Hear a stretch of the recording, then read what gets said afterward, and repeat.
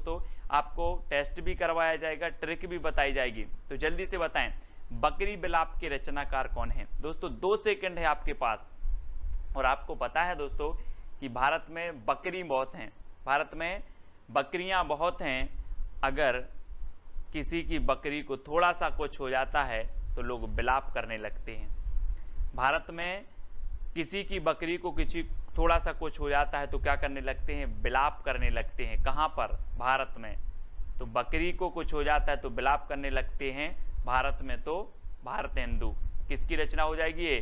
भारतेंदु। बोले बकरी को कुछ हो गया तो बिलाप करते हैं भारत के लोग, तो भारतेंदु जी की रचना हो जाएगी।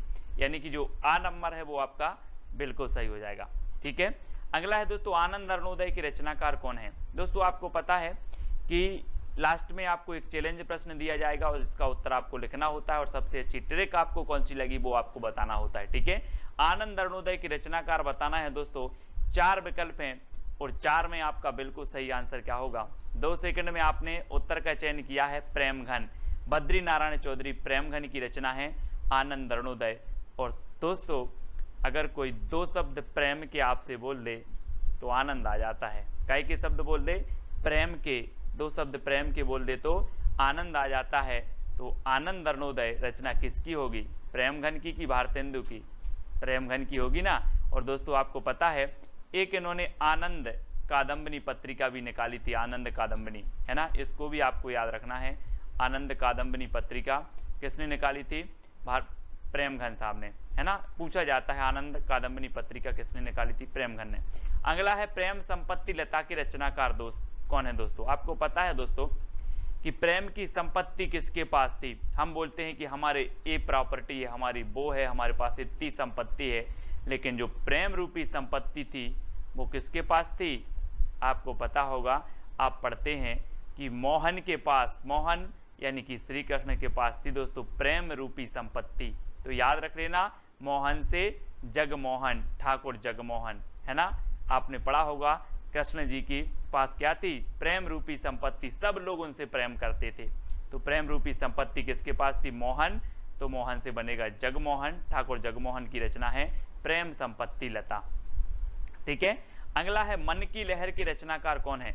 दोस्तों 2 सेकंड में आप अपने उत्तर का चयन करेंगे और मैं आपको बता दूं कि अगर कभी मन में लहर उठ जाए कि हमें पढ़ाई करना है, कभी मन में लहर उठ जाए तो कि हमें पढ़ाई करना है, तो उसका प्रताप बहुत होता है दोस्तों, उसका प्रताप बहुत होता है और आप IAS IPS बन जाते हो, है ना। तो मन में पढ़ाई की लहर उठानी है ना, और उस लहर का इतना प्रताप होगा कि आप IAS बन जाओगे। तो काय का प्रताप है? मन की लहर का प्रताप है। बोले ये तो IAS कैसे बन गए? वो तो ये तो मन की लहर का प्रताप है जो हम IAS बन गए। तो मन की लहर का प्रताप, इसलिए प्रताप नारायण मिश्र, यानी कि ए नंबर आपका बिल्कुल सही हो जाएगा। ठीक है, अगला क्वेश्चन है दोस्तों, भारत 12 मासा के रचनाकार कौन है? 4 विकल्प हैं दोस्तों। हम देखते हैं कि भारत में नहीं, सब जगह कितने मास होते हैं? 12 मास होते हैं, है ना, 12 महीना होते हैं। और आपको पता है कि भारत में 12 मासा जो है राधा और कृष्ण की क्या की जाती है? पूजा की जाती है। भारत में 12 मासा राधा कृष्ण की पूजा की जाती है। तो भारत 12 मासा के रचनाकार कौन होंगे? कौन होंगे? राधा कृष्ण दास, है ना। बोले सर भारत में 12 मासा राधा और कृष्ण की पूजा की जाती है, इसलिए राधा कृष्ण दास इसके रचयिता हो जाएंगे। ठीक है, पावस पचासा की रचनाकार कौन है दोस्तों? 4 विकल्प हैं। तब तक मैं आपको बता दूं कि यहाँ पर एक क्या आ रहा है? पाँव, है ना, और एक क्या आ रहा है? 50। अब आपको पाँव 50 बार पढ़ना है। किसके? अम्बे। आप वो आरती करते ना, अम्बे तू है जगदम्बे काली, पढ़ते ना आरती, तो वो ही है। पाँव 50 बार पढ़ना है बोले अम्बे के, तो अम्बे से बनेगा अंबिका दत्त व्यास, अंबिका दत्त व्यास, पाँव 50, पावस 50। इस प्रकार से पावस 50 और अम्बे के पढ़ना है तो अंबिका दत्त व्यास की रचना होगी। कौन सी? पावस 50। कितने बार पढ़ना है? 50 बार। किसके? अम्बे के, तो अंबिका दत्त व्यास। ठीक है, अगला है भारत दुर्दशा के रचनाकार कौन है? दोस्तों आपको पता है कि भारत दुर्दशा, है ना, अब यहाँ पर भारत आ रहा है और भारत दुर्दशा, तो ये भी रचना किसकी होगी? भारतेंदु की होगी, है ना। भारत दुर्दशा भारतेंदु जी की रचना है ना। भारत भारती मैथिली शरण गुप्त की रचना है, भारत दुर्दशा भारतेंदु की है ना। कभी कभी कंफ्यूज हो जाते लोग, इस प्रकार से आपका डी नंबर बिल्कुल सही हो जाएगा। नेक्स्ट है भारत धर्म के रचनाकार कौन है दोस्तों, भारत धर्म। और आपको पता है कि भारत में जब लोग धर्म करते हैं तो दोस्तों किसके पास जाते हैं, अम्बे माता है ना, काली जी के पास जाते हैं। बोले हम तो धर्म करने जा रहे हैं, कहाँ जा रहे हैं, बोले अम्बे के पास जा रहे हैं, अम्बे। तो भारत में धर्म करते हैं लोग अम्बे के पास जाकर के, तो अंबिका दत्त व्यास है ना, अंबिका दत्त व्यास। भारत धर्म के रचनाकार कौन होंगे, अंबिका दत्त व्यास, यानी सा नंबर आपका बिल्कुल सही हो जाएगा। देश दशा के रचनाकार कौन है दोस्तों, देश दशा। देश दशा बताना है दोस्तों। अब क्या हुआ कि श्री कृष्ण और राधा और कृष्ण सोचते होंगे कि अपने समय में भारत की दशा बहुत अच्छी थी है ना, बहुत प्रेम करते थे लोग। अब देखो देश की दशा कैसी हो गई, देश की दशा कैसी हो गई। कौन सोच रहे हैं, राधा कृष्ण तो राधा कृष्ण दास है ना, राधा कृष्ण दास, देश की दशा है ना। अब याद रख लेना, कभी नहीं बोलना। कौन सोच रहे हैं देश की दशा कैसी हो गई, राधा कृष्ण दास, यानी डी नंबर आपका बिल्कुल सही हो जाएगा। ठीक है, अगला है लोकोक्ति शतक के रचनाकार कौन है दोस्तों। आपको पता है दोस्तों, लोकोक्ति मतलब लोक में प्रचलित जो उक्ति होती हैं, और लोक में प्रचलित जो उक्ति होती हैं इनका प्रताप बहुत होता है दोस्तों। आपने अंदाज किया होगा अपने आसपास पड़ोस में अपने जो बड़े बुजुर्ग होते हैं वो लोकोक्ति फेंक देते हैं, एक आध कुछ होता है और डायलॉग में लोकोक्ति फेंक देते हैं, तो लोकोक्ति का प्रताप बहुत होता है। क्या होता है, प्रताप। तो लोकोक्ति शतक के रचनाकार कौन होंगे, बोले सर लोकोक्ति का प्रताप होता है, इसलिए प्रताप नारायण मिश्र, लोकोक्ति शतक। ठीक है, याद रखेंगे, ए नंबर आपका बिल्कुल सही हो जाएगा। अगला है दोस्तों दशरथ विलाप। दशरथ विलाप के रचनाकार कौन है, 4 विकल्प हैं। और दोस्तों आपको पता है कि जो दशरथ विलाप है, ये दशरथ विलाप भारत के लोगों ने देखा कि अमेरिका के लोगों ने देखा। जब रामायण चल रही थी लॉकडाउन में, तो क्या चल रही थी, रामायण, और रामायण में जब वनवास हुआ राम जी को तो दशरथ विलाप कर रहे थे, और दशरथ विलाप कर रहे थे तो ये भारत के लोगों ने देखा, भारत के जन बच्चों ने देखा। तो दशरथ विलाप के रचनाकार कौन होंगे, भारत के ने देखा तो भारतेंदु है ना, अमेरिका वालों ने तो नहीं देखा है ना, भारत के लोगों ने देखा तो भारतेंदु। ठीक है, अगला है वर्षा विनोद और फूलों के गुच्छा के रचनाकार कौन है। दोस्तों आपको याद रख लेना है, भारतेंदु को भारत से जोड़ना है, बस भारतेंदु को भारत से। और आपको पता है कि भारत में ऐसी वर्षा होती है कि पेड़ों में एक फूल नहीं पूरा गुच्छा ही फूलता है ना। भारत में ऐसी वर्षा होती है कि पेड़ों में एक फूल नहीं पूरा फूल का गुच्छा फूलता है। कहाँ पर, भारत में। तो भारत में वर्षा होती है तो वर्षा विनोद है ना, और फूलों का गुच्छा फूलता है तो फूलों का गुच्छा, ये भी भारतेंदु की है। वर्षा विनोद भी किसकी है, भारतेंदु की है। ठीक है, और एक जगत विनोद पूछी जाती है दोस्तों, जगत विनोद ये रत्नाकर जी की है ना। और आपने एक मिश्र बंधु की जो रचना है वो आपको बतानी है, वो कौन सी विनोद है ना। तो वर्षा विनोद और फूलों के गुच्छा किसकी है, भारतेंदु जी, यानी डी नंबर आपका बिल्कुल सही होगा। 100 अजान एक सुजान की रचनाकार कौन है दोस्तों, 100 अजान एक सुजान। बोले ऐसा क्या है सुजान में कि 100 अजान और एक सुजान, ऐसा क्या है सुजान में। तो बोले भैया सुजान के बाल बहुत अच्छे हैं। क्या है सुजान, क्या आपने देखा होगा घनानंद जी की प्रेमिका का नाम था सुजान है ना। अब बोले 100 अजान और एक सुजान, तो बहुत सारे लोग बोले यार सुजान में ऐसा क्या है, तो बोले सुजान के बाल बहुत अच्छे हैं, तो बाल से बनेगा बालकृष्ण भट्ट। सुजान के क्या हैं, बाल बहुत अच्छे हैं, एक अजान और 100 सुजान है ना। एक इसकी है बालकृष्ण भट्ट जी का है ना, ये 4 नंबर आपका बिल्कुल सही हो जाएगा है ना। हिंदी प्रदीप के ये रचनाकार थे। तो हमने आपको याद करवाई थी ट्रिक कि प्रदीप के बाल भट्टा से भरत गए है ना। तो प्रदीप, हिंदी प्रदीप और बाल से बालकृष्ण भट्ट, इस प्रकार से आपको याद रखना है।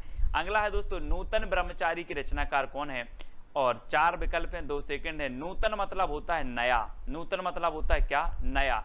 अब नया ब्रह्मचारी कौन बनेगा, कोई बालक ही बनेगा, कोई बाल बनेगा है ना। तो आपने एक सुना होगा बाल ब्रह्मचारी और एक सुना है यहाँ पर नूतन ब्रह्मचारी। बोले सर कोई नया बाल ब्रह्मचारी बनेगा तो वो बाल बनेगा, तो बालकृष्ण भट्ट, है ना। कोई बालक बनेगा तो बालकृष्ण भट्ट, और इसको बाल ब्रह्मचारी कर दो, बाल ब्रह्मचारी। तो ये बालकृष्ण भट्ट की है नूतन ब्रह्मचारी, ठीक है। ए नंबर, सी नंबर आपका बालकृष्ण भट्ट बिल्कुल सही हो जाएगा। अगला है बाल विवाह नाटक के रचनाकार कौन है। दोस्तों बाल विवाह नाटक, अब यहाँ तो सीधा सीधा है कि यहाँ पर बाल आया है और यहाँ पर भी बाल आ गया, तो बाल विवाह के बालकृष्ण भट्ट हैं, है ना। तो सा नंबर आपका बिल्कुल सही हो जाएगा, ठीक है। अगला है दोस्तों लालित्य लहरी की रचनाकार कौन है। लालित्य लहरी, और 4 विकल्प हैं। और दोस्तों आपको पता है कि कुछ लोग बहुत लालायत रहते हैं, काय के, प्रेम के। आपने वो गाना सुना होगा, कौन सा, कि हायो रब्बा दिल करता है, देखो अजब तमाशे हैं, प्यार बांटने वाले देखो प्यार के कितने प्यासे हैं। तो कुछ दोस्तों क्या है, प्रेम के बहुत प्यासे रहते हैं, लालायत रहते हैं, लालायत। तो ये लालित्य से लालायत, है ना। तो लालित्य लहरी, अभी आपने साहित्य लहरी पढ़ी होगी, है ना, लेकिन अब लालित्य लहरी। तो ये लालित्य लहरी से लालायत, बोले लालायत रहते हैं, काय के, प्रेम के। तो ये प्रेम की रचना है, प्रेम घन की रचना है, यानी बा नंबर आपका बिल्कुल सही हो जाएगा, ठीक है। लालायत रहते हैं काय के, प्रेम के। तो लालित्य लहरी प्रेम घन की है ना। और ललित ललाम एक पूछी जाती है, ललित ललाम मतीराम की रचना, है ना।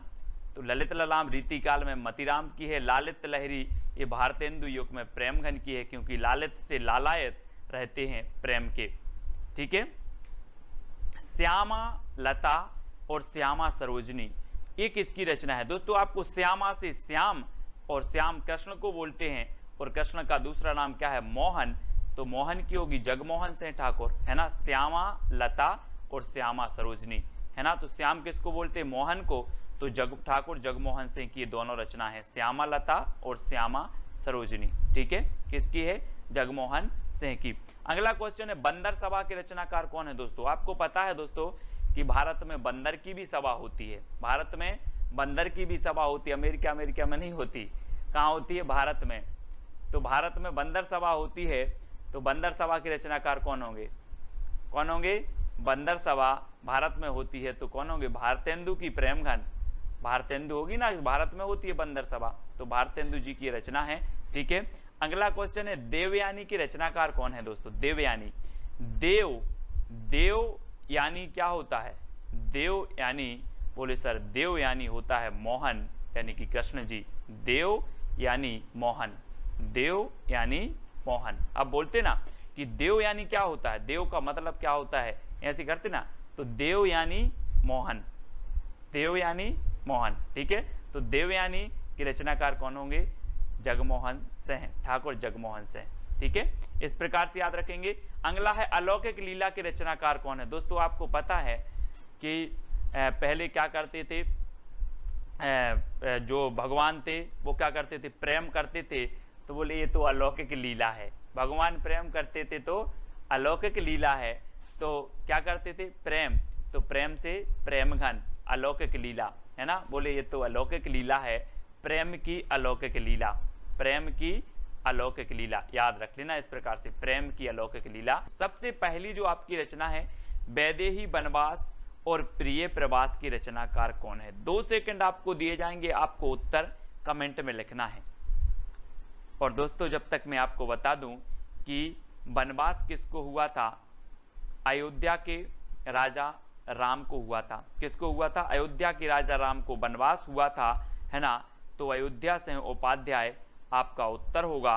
और जब ये वनवास हुआ तो ये अपने प्रिय को लेकर प्रवास कर गए थे, वन को प्रवास कर गए थे, है ना। तो प्रिय को, तो प्रिय प्रवास, है ना। और अयोध्या के राजा किसको, राम को वनवास हुआ था, तो वैदेही वनवास हुआ था अयोध्या के राजा राम को। तो अयोध्या से उपाध्याय हरिऔध की रचना होगी। और ये प्रिय को ले गए थे तो प्रिय प्रवास भी इन्हीं की रचना होगी, ठीक है। अब दोस्तों याद रख लेना है ये दोनों ही रचना वैदेही वनवास और प्रिय प्रवास किसकी हैं, उपाध्याय हरिऔध जी की हैं।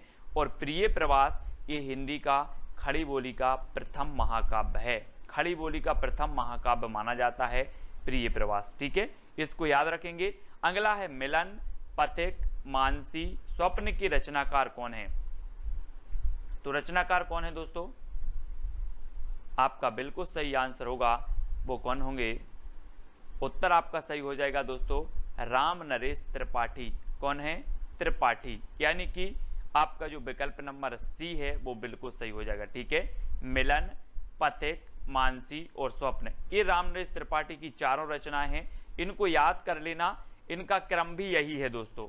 मिलन के पथ में मानसी का स्वप्न देखा, मिलन के पथ में मानसी, इनका क्रम भी सबसे पहले मिलन, फिर पथ, फिर मानसी और स्वप्न, इनका क्रमबद्ध भी कई बार पूछा जाता है। तो आपको याद रख लेना, मिलन के पथ में मानसी का स्वप्न देखा, ये राम नरेश त्रिपाठी की रचनाएं हैं, है ना। कैसे याद करोगे? मिलन के पथ में मानसी का स्वप्न देखा, ये राम नरेश त्रिपाठी जी की रचनाओं का एक ट्रिक हो जाएगी जो आपको याद रख लेना है, और ये रचनाएं त्रिपाठी जी की हैं। ठीक है, अगला है दोस्तों कृषक क्रंदन के रचनाकार कौन हैं? दोस्तों आपको पता है कि जब इस प्रकार से पानी नहीं गिरता तो कृषक क्या करता है? क्रंदन करता है, और क्रंदन इसका ईश्वर के पास गया, गया क्या? क्रंदन गया, तो क्रंदन गया, तो गया से गया प्रसाद शुक्ल स्नेही, क्रंदन गया तो गया प्रसाद शुक्ल स्नेही, तो कृषक का क्रंदन गया, तो गया प्रसाद शुक्ल स्नेही की रचनाकार जो है कृषक क्रंदन की रचनाकार हो जाएंगे। इस प्रकार से अब कभी भी आपकी रचना पूछेगी, बोली कृषक क्रंदन, तो आपको याद आएगा क्रंदन गया, तो गया प्रसाद शुक्ल स्नेही। अगला हिंडोला की रचनाकार कौन है दोस्तों? चार विकल्प है, चार में से आपको बताना है, और आपको पता है कि आपको याद कर लेना है जगन्नाथ का हिंडोला, जगन्नाथ का हिंडोला, यानी कि जो सी नंबर है वो बिल्कुल सही हो जाएगा, जगन्नाथ का हिंडोला। तो हिंडोला रचना और ये किसकी हो जाएगी? जगन्नाथ दास रत्नाकर। ये देखो चित्र में जगन्नाथ का हिंडोला, जगन्नाथ का हिंडोला। अब कभी भूलोगे आप? नहीं भूल पाओगे। जगन्नाथ का हिंडोला, बोले हिंडोला रचना किसकी है? बोले जगन्नाथ दास रत्नाकर, है ना। सी नंबर आपका बिल्कुल सही हो जाएगा। अगला है संपत्ति शास्त्र की रचनाकार कौन है? दोस्तों चार विकल्प हैं, चार में से चयन करना है, और आपको पता है अगर आप महावीर की भक्ति करोगे तो आपके पास संपत्ति की कमी नहीं रहेगी। किसकी भक्ति करोगे? महावीर भगवान की भक्ति करोगे तो आपके पास संपत्ति की क्या नहीं रहेगी? कमी नहीं रहेगी। तो महावीर से बनेगा आपका महावीर प्रसाद द्विवेदी। ठीक है, महावीर से क्या बनेगा? महावीर प्रसाद द्विवेदी। इस प्रकार से आपको याद रखना है। ठीक है, बोले महावीर की भक्ति करेंगे तो संपत्ति की कमी नहीं रहेगी। महावीर प्रसाद द्विवेदी, इनके नाम पर द्विवेदी योग का नाम पड़ा था। ठीक है, भारत भारती की रचनाकार कौन है दोस्तों? चार विकल्प हैं भारत भारती, और आपको पता है कि हम भारत भारती की शरण में हैं। हम लोग क्या हैं? भारत भारती की, माँ भारती की शरण में है कि नहीं है? चित्र में देखो जरा, माँ भारती की शरण में है हम लोग, है ना, माँ भारती की शरण में। तो भारत भारती की शरण, तो मैथिली शरण गुप्त, भारत भारती की शरण में है तो मैथिली शरण गुप्त, है ना, शरण गुप्त, मैथिली शरण गुप्त कि इसके रचनाकार हो जाएंगे, है ना। रस कलश के रचनाकार कौन है दोस्तों? रस कलश, ये देखो रस का कलश औंधा दिया, औंध दिया, है ना, रस का कलश औंध दिया, तो रस कलश के रचनाकार कौन होंगे? औंध दिया तो हरिऔध, है ना। रस का कलश हरि के ऊपर औंध दिया, हरि मतलब भगवान, भगवान के ऊपर औंध दिया, तो रस कलश हरि के ऊपर औंध दिया। चित्र में देखो, हरि के ऊपर औंध दिया, है ना, औंध दिया ना, तो हरिऔध, रस कलश रचनाकार हरिऔध की है। ठीक है, अगला है काव्य मंजूषा के रचनाकार कौन है दोस्तों? चार विकल्प हैं, 4 सेकंड में आप उत्तर बताएंगे। ट्रिक भी आपके सामने है कि महावीर का काव्य मंजूषा पढ़ती है। महावीर का काव्य कौन पढ़ती है? मंजूषा पढ़ती है। तो काव्य मंजूषा महावीर प्रसाद द्विवेदी, यानी डी नंबर आपका बिल्कुल सही हो जाएगा। अब महावीर का काव्य मंजूषा पढ़ती है, याद रखेंगे आप, महावीर का काव्य मंजूषा पढ़ती है ना। तो काव्य मंजूषा के रचनाकार जो होंगे वो महावीर प्रसाद द्विवेदी होंगे। अगला है दोस्तों रंग में भंग के रचनाकार कौन है? रंग में भंग, दोस्तों आप रंग बना रहे थे और मैंने मेथी डाल दी, मैथी डाल दी तो आप बोलोगे यार रंग में भंग कर दिया आपने, रंग में भंग कर दिया। क्या डाल दी? मैथी डाल दी तो रंग में भंग कर दिया। तो रंग भंग के रचनाकार कौन होंगे? मैथी डाल दी तो मैथिली शरण गुप्त। रंग में भंग कर दिया मैथी डाल के, तो रंग में भंग ये रचना किसकी होगी? मैथिली शरण गुप्त की। अधिकांश लोगों को पता है, ये नंबर आपका बिल्कुल सही हो जाएगा। ठीक है, अगला है शंकर सरोज और शंकर सर्वस्व के रचनाकार कौन है? अब दोस्तों यहाँ पर शंकर आ रहा है, यहाँ पर भी शंकर आ रहा है, तो उत्तर में भी शंकर आएगा। नाथूराम शर्मा शंकर, शंकर सरोज और शंकर सर्वस्व के रचनाकार कौन है? नाथूराम शर्मा शंकर हैं, यानी यह नंबर आपका बिल्कुल सही हो जाएगा। ठीक है, अगला है राम रावण विरोध की रचनाकार कौन है?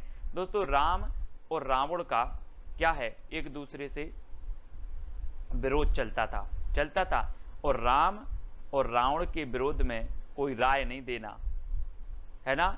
मैंने कहा राम और रावण के विरोध में राय नहीं देना, तो कुछ लोग बोले सर राय देवी, अपन तो राय देवी, तो राय देवी। राम रावण के विरोध में अपन तो राय देवी, तो राय देवी प्रसाद पूर्ण। राम रावण के विरोध में राय देवी, तो राय देवी प्रसाद पूर्ण। ठीक है, ठीक है, राम रावण के विरोध में राय देवी, तो राय देवी प्रसाद पूर्ण, सा नंबर इसका सही हो जाएगा। ठीक है, प्रवासी के रचनाकार कौन है? 4 विकल्प हैं दोस्तों। आपको पता है प्रवासी मतलब क्या होता है? प्रवासी पक्षी नाम सुना होगा। प्रवासी पक्षी मौसम के अनुसार जहां भी उनके अनुकूल मौसम होता है वहां चले जाते, मतलब यहां वहां भागते रहते हैं। वैसे ही प्रवासी यहां वहां भागते हैं, मतलब यहां वहां अपने लोचन से देखते रहते, कहां मौका है कहां अच्छा है वहां भागते रहते हैं। तो कैसे देखते हैं? अपने लोचन से देखते हैं, लोचन से, प्रवासी लोचन से देखते हैं कि हमें किस ओर जाना है, कहां भागना है प्रवासी लोग। तो लोचन प्रसाद पांडे की रचना हो जाएगी प्रवासी। ठीक है, याद रख लेना। अगला है वीर बालक के रचनाकार कौन है? नाथूराम शर्मा शंकर, लोचन प्रसाद पांडे, राय देवी प्रसाद पूर्ण या फिर लाला भगवान दीन। और वीर बालक के जो रचनाकार हैं, आपको पता है दोस्तों कि जब भगवान का जन्म होता है तो वीर बालक के रूप में होता है। आपने देखा होगा, इतनी सारी लीलाएं देखी होंगी, है ना। कृष्ण की ही बात कर लो, कृष्ण जी का जन्म हुआ, भगवान का जन्म हुआ तो वीर बालक के रूप में हुआ। तो भगवान का जन्म होता है तो कैसे होता है? वीर बालक के रूप में। तो वीर बालक के रचनाकार कौन होंगे? लाला भगवान दीन, लाला भगवान दीन, है ना। भगवान का जन्म वीर बालक के रूप में होता है, तो वीर बालक के रचनाकार लाला भगवान दीन। ठीक है, अगला है दोस्तों रामचरित चिंतामणि की रचनाकार कौन है? और 4 विकल्प हैं, रामचरित उपाध्याय, लोचन प्रसाद पांडे, राय देवी प्रसाद पूर्ण या फिर लाला भगवान दीन। तो आपको पता है कि रामचरित चिंतामणि यानी कि ये जो रचना होगी वो किसकी होगी? रामचरित उपाध्याय की। रामचरित चिंतामणि की रचनाकार रामचरित उपाध्याय, यानी आपका 1 नंबर बिल्कुल सही हो जाता है। ठीक है, ए नंबर। नेक्स्ट है भारत गीत की रचनाकार कौन है दोस्तों? 4 विकल्प हैं। हमने भारत भारती पढ़ा था, किसका? भारत भारती, अपने मैथिली शरण गुप्त की रचना पढ़ी थी। ठीक है, और ये भारत गीत पूछा गया है, तो पाठक लोग क्या करते? भारत के गीत गाते हैं। पाठक भारत के गीत गाते हैं। कौन गाते हैं? पाठक। तो श्रीधर पाठक, तो पाठक भारत के गीत गाते हैं, तो भारत गीत की रचनाकार कौन होंगे? श्रीधर पाठक, यानी सा नंबर आपका बिल्कुल सही हो जाएगा, सा नंबर। ठीक है, अगला है आवाहन की रचनाकार कौन है दोस्तों? आहान जिसे बोलते हो आप, आहान की रचनाकार कौन है? तो वो है बालकृष्ण शर्मा नवीन, है ना। और दोस्तों आज कृष्ण जन्माष्टमी भी है, तो हम कृष्ण का क्या करते हैं? आवाहन करते हैं, कृष्ण जी आओ मेरे मन मंदिर में विराजमान हो जाओ, है ना। इस प्रकार से क्या करते? आवाहन करते हैं, कृष्ण जी आओ और मेरे मन मंदिर में विराजमान हो जाओ। तो किसका आह्वान करते हैं हम? कृष्ण का। तो बालकृष्ण शर्मा नवीन की रचना कौन सी है? आवाहन, है ना, यानी बा नंबर आपका बिल्कुल सही हो जाएगा, बा नंबर। नेक्स्ट है यशोधरा और साकेत की रचनाकार कौन है? 4 विकल्प हैं और 4 में से चयन करना है। और रामचरित उपाध्याय, बालकृष्ण शर्मा नवीन, मैथिली शरण गुप्त, लाला भगवान दीन। तो आपका बिल्कुल सही आंसर होगा दोस्तों कि यशोधरा और साकेत ने मैथिली, है ना। जब 10वीं पास हो जाती है उसके बाद सब्जेक्ट लेना पड़ता है इस प्रकार से। तो यशोधरा और साकेत ने क्या ली? मैथिली। तो यशोधरा और साकेत की रचनाकार कौन होंगे? मैथिली शरण गुप्त, मैथिली शरण गुप्त। अब याद रख लेना, यशोधरा और साकेत ने मैथिली, यशोधरा और साकेत ने क्या ली? मैथिली। तो मैथिली शरण गुप्त की रचना होगी। ये खंड काव्य है यशोधरा और ये साकेत महाकाव्य है, इसमें 12 सर्ग हैं, है ना, याद रखना। और 12वें सर्ग में उर्मिला और लक्ष्मण का मिलन भी है। नेक्स्ट है स्वदेशी कुंडल की रचनाकार कौन है? दोस्तों अब अगर कोई कुंडल खरीदना है, किसी को मतलब सोने के कुंडल खरीदना है तो अपन क्या करेंगे? स्वदेशी की राय दोगे कि चाइना के खरीदवा दोगे? स्वदेशी की राय देवी, स्वदेशी की राय देवी। बोले सर अपन तो स्वदेशी की राय देवी, है ना, स्वदेशी की राय देवी। तो स्वदेशी कुंडल राय देवी, राय देवी प्रसाद पूर्ण, स्वदेशी की राय देवी। काय की राय देवी? स्वदेशी की। तो 7 नंबर आपका बिल्कुल स्वदेशी कुंडल के रचनाकार कौन हो जाएंगे? राय देवी प्रसाद पूर्ण। बिकट भट्ट के रचनाकार कौन है दोस्तों? बिकट भट्ट। 4 विकल्प हैं और 4 में आपको याद रखना है कि रामचरित उपाध्याय की है, बालकन शर्मा नवीन की है, मैत्री शरण गुप्त की है या फिर लाला भगवान दीन की है। तो याद रख लेना है आपको, आपका सही उत्तर हो जाएगा मैत्री शरण गुप्त की। मैथिली का विकेट गिर गया, मैथिली का विकट गिर गया, मैथिली का देखो विकट गिर गया। तो बिकट भट्ट की रचनाकार कौन होंगे? बोले सर मैथिली का विकट गिर गया, विकट गिर गया तो मैथिली शरण गुप्त, ठीक है, विकट गिर गया और बिकट भट्ट मैथिली शरण गुप्त, है ना। अगला है उद्धव शतक और गंगा अवतरण की रचनाकार कौन है? रामचरित उपाध्याय, जगन्नाथ दास रत्नाकर, मैथिली शरण गुप्त या फिर लाला भगवान दीन। 4 विकल्प हैं, 4 में से आपको चयन करना है। वीडियो को लाइक करना है और आपको शेयर भी करना है, ठीक है। और आपका बिल्कुल सही आंसर होगा कि उद्धव शतक और गंगा अवतरण के रचनाकार हैं जगन्नाथ दास रत्नाकर। रत्नाकर ने गंगा अवतरण में शतक लगाया, रत्नाकर ने गंगा अवतरण में शतक लगाया, गंगा अवतरण से गंगा अवतरण शतक लगाया तो उद्धव शतक, ठीक है। रत्नाकर ने कब लगाया? गंगा अवतरण में शतक लगाया। रामायणी महाकाव्य के रचनाकार कौन है? 4 विकल्प हैं, 2 सेकंड में आप अपने उत्तर का बताना है दोस्तों। और यहाँ पर चित्र में देखना दोस्तों, एक कामायनी रचना है और ये महाकाव्य है। और आपको पता है कि आप कामना करने जाते हो कहाँ पर? जयशंकर के प्रसाद, शंकर जी के पास जाते हो ना, भगवान मुझे परीक्षा पास करवा देना, तो क्या करने जाते हो? कामना करने जाते हो। तो कामायनी महाकाव्य किसका होगा? शंकर जी के पास जाते हो तो जयशंकर प्रसाद, ठीक है। और एक कामायनी दोस्तों आपको ये आपको रचना दिख रहा है, ये रचना है, ये बुक है और ये जयशंकर प्रसाद जी की है, ठीक है। और ये महाकाव्य है, कितने सर्गों का महाकाव्य है? 15 सर्गों का महाकाव्य है दोस्तों। और 1935 में ये प्रकाशित हुआ था, ठीक है। तो याद रख लेना, छायावाद का श्रेष्ठ महाकाव्य माना जाता है। लोकायतन महाकाव्य के रचनाकार कौन है दोस्तों? 4 विकल्प हैं दोस्तों, महाकाव्य लोकायतन और कामायनी, ये दोनों ही छायावाद के महाकाव्य हैं। और आपको बताना है 2 सेकंड में। और इसकी जो ट्रैक है दोस्तों, लोक में सुमित्रा आए हैं, लोक में सुमित्रा आए हैं।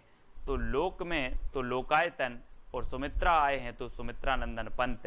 ये सुमित्रा नंदन पंत का महाकाव्य माना जाता है दोस्तों लोकायतन, ठीक है। यानी बी नंबर आपका सही हो जाएगा। आपको ट्रिक याद रखनी है, लोक में सुमित्रा आए हैं, लोक से लोकायतन और सुमित्रा से सुमित्रा नंदन पंत, ठीक है। पल्लव के रचनाकार कौन है दोस्तों? 4 विकल्प हैं। जब तक मैं आपको बता दूं कि जो पल्लव है इसे छायावाद का घोषणा पत्र, छायावाद का मैनिफेस्टो कहा जाता है। पंत जी की प्रसिद्धि का आधार भी कौन सा है? पल्लव ग्रंथ है। और ये किसकी है? पंत जी की है, सुमित्रा नंदन पंत। और इन्हें प्रकृति का चेतेरा कवि भी कहा जाता है ना, प्रकृति का सुकुमार कवि, प्रकृति का चेतेरा कवि। और दोस्तों सुमित्रा से पल्लव पड़ा है। आप बोलते ना कि किससे पाला पड़ गया यार, वही है, सुमित्रा से पाला पड़ा है, सुमित्रा से पल्लव पड़ा है, ठीक है। तो सुमित्रा से पल्लव पड़ा तो सुमित्रा नंदन पंत की रचना हो जाएगी पल्लव। तुलसीदास के रचनाकार कौन है? 4 विकल्प हैं, जयशंकर प्रसाद, सुमित्रा नंदन पंत, निराला, महादेवी वर्मा। और आपको पता है दोस्तों तुलसीदास एक श्रेष्ठ कवि हैं और तुलसीदास रचना भी है। तो तुलसीदास निराला कवि है, तुलसीदास निराला कवि है। तो तुलसीदास तो निराला कवि है ही दोस्तों। और तुलसीदास जो रचना है ये भी निराली रचना है, यानी कि निराली से और निराला से आपका निराला सा नंबर सही हो जाएगा। आपको याद रख लेना तुलसीदास निराला कवि है, ठीक है। तो ये तुलसीदास रचना निराला की हो जाएगी, ठीक है। अगला है दोस्तों राम की शक्ति पूजा के रचनाकार कौन है। बहुत ही बढ़िया रचना है और मोस्ट इंपॉर्टेंट है दोस्तों। और राम की शक्ति की पूजा कौन करते हैं, निराले व्यक्ति करते हैं, है ना। या फिर राम की शक्ति पूजा निराली है, राम की शक्ति पूजा निराली है, राम की शक्ति पूजा निराले व्यक्ति करते हैं। तो राम की शक्ति पूजा के रचनाकार कौन होंगे, कौन होंगे, निराला, यानी कि जो सा नंबर है वो आपका बिल्कुल सही हो जाएगा। यामा के रचनाकार कौन है दोस्तों, यामा, जैसे कि 1982 में ज्ञानपीठ पुरस्कार मिला था दोस्तों। और आपको पता है कि आप बोलते ना या माँ, या माँ बोलते किसे, महादेवी को, महादेवी को माँ बोलते हैं। तो ये यामा भी रचना किसकी हो जाएगी, महादेवी वर्मा की हो जाएगी। ठीक है, याद रख लेना। छायावाद की श्रेष्ठ कवित्री हैं दोस्तों, इन्हें आधुनिक मीरा भी कहा जाता है ना। आधुनिक मीरा किसे कहा जाता है, तो महादेवी वर्मा को, है ना। और चित्ररेखा के रचनाकार कौन है। 4 विकल्प हैं, 2 सेकंड है दोस्तों आपके, और आपको बताना है, और आपका बिल्कुल यहां पर सही हो जाएगा। चित्ररेखा ए राम कुमार वर्मा, यानी कि जो सा नंबर है वो बिल्कुल सही हो जाएगा। दोस्तों आपको पता है राम कुमार का चित्र रेखा ने देखा, चित्र रेखा, तो राम कुमार का चित्र रेखा ने देखा, ये आपकी ट्रिक है। तो चित्र रेखा, है ना, चित्र रेखा ने देखा किसका, राम कुमार का। तो चित्र रेखा के रचनाकार कौन होंगे, राम कुमार वर्मा। अब याद रख लेना आप कैसे याद रखोगे, राम कुमार का चित्र रेखा ने देखा, तो चित्र रेखा राम कुमार वर्मा की रचना हो जाएगी। ठीक है, अगला है निहार, रश्मि, नीरजा, सांदगीत और दीपशिखा के रचनाकार कौन है। 4 विकल्प आपके पास, जयशंकर प्रसाद, सुमित्रानंदन पंत, राम कुमार वर्मा, महादेवी वर्मा। इनमें से 2 सेकंड में आपको बताना है कि निहार, रश्मि, नीरजा, है ना, सांदगीत और दीपशिखा। और आपको पता है दोस्तों कि ये पूरी ही रचनाएं किसकी हैं, महादेवी वर्मा की हैं। महादेवी वर्मा, यानी कि 4 नंबर आपका बिल्कुल सही हो जाएगा। अब यहाँ पर देखो दोस्तों, सबसे पहले क्या होता है प्रभात में, सबसे पहले जब हमारा सुबह होता है, प्रभात होता है, तब निहार आता है। निहार यानी कि ओस आता है कि सुबह सुबह की नहीं, ओस आता है, तो निहार आता है, निहार। ठीक है, फिर क्या आती है, रश्मि, यानी कि सूरज की ज्योति आती हैं, तो रश्मि आती है। ठीक है, फिर रश्मि आती है, और फिर दोस्तों नीरजा खिलती है, यानी कि जो है कमल खिलता है ना, कमल खिलता है, तो नीरजा खिलता है।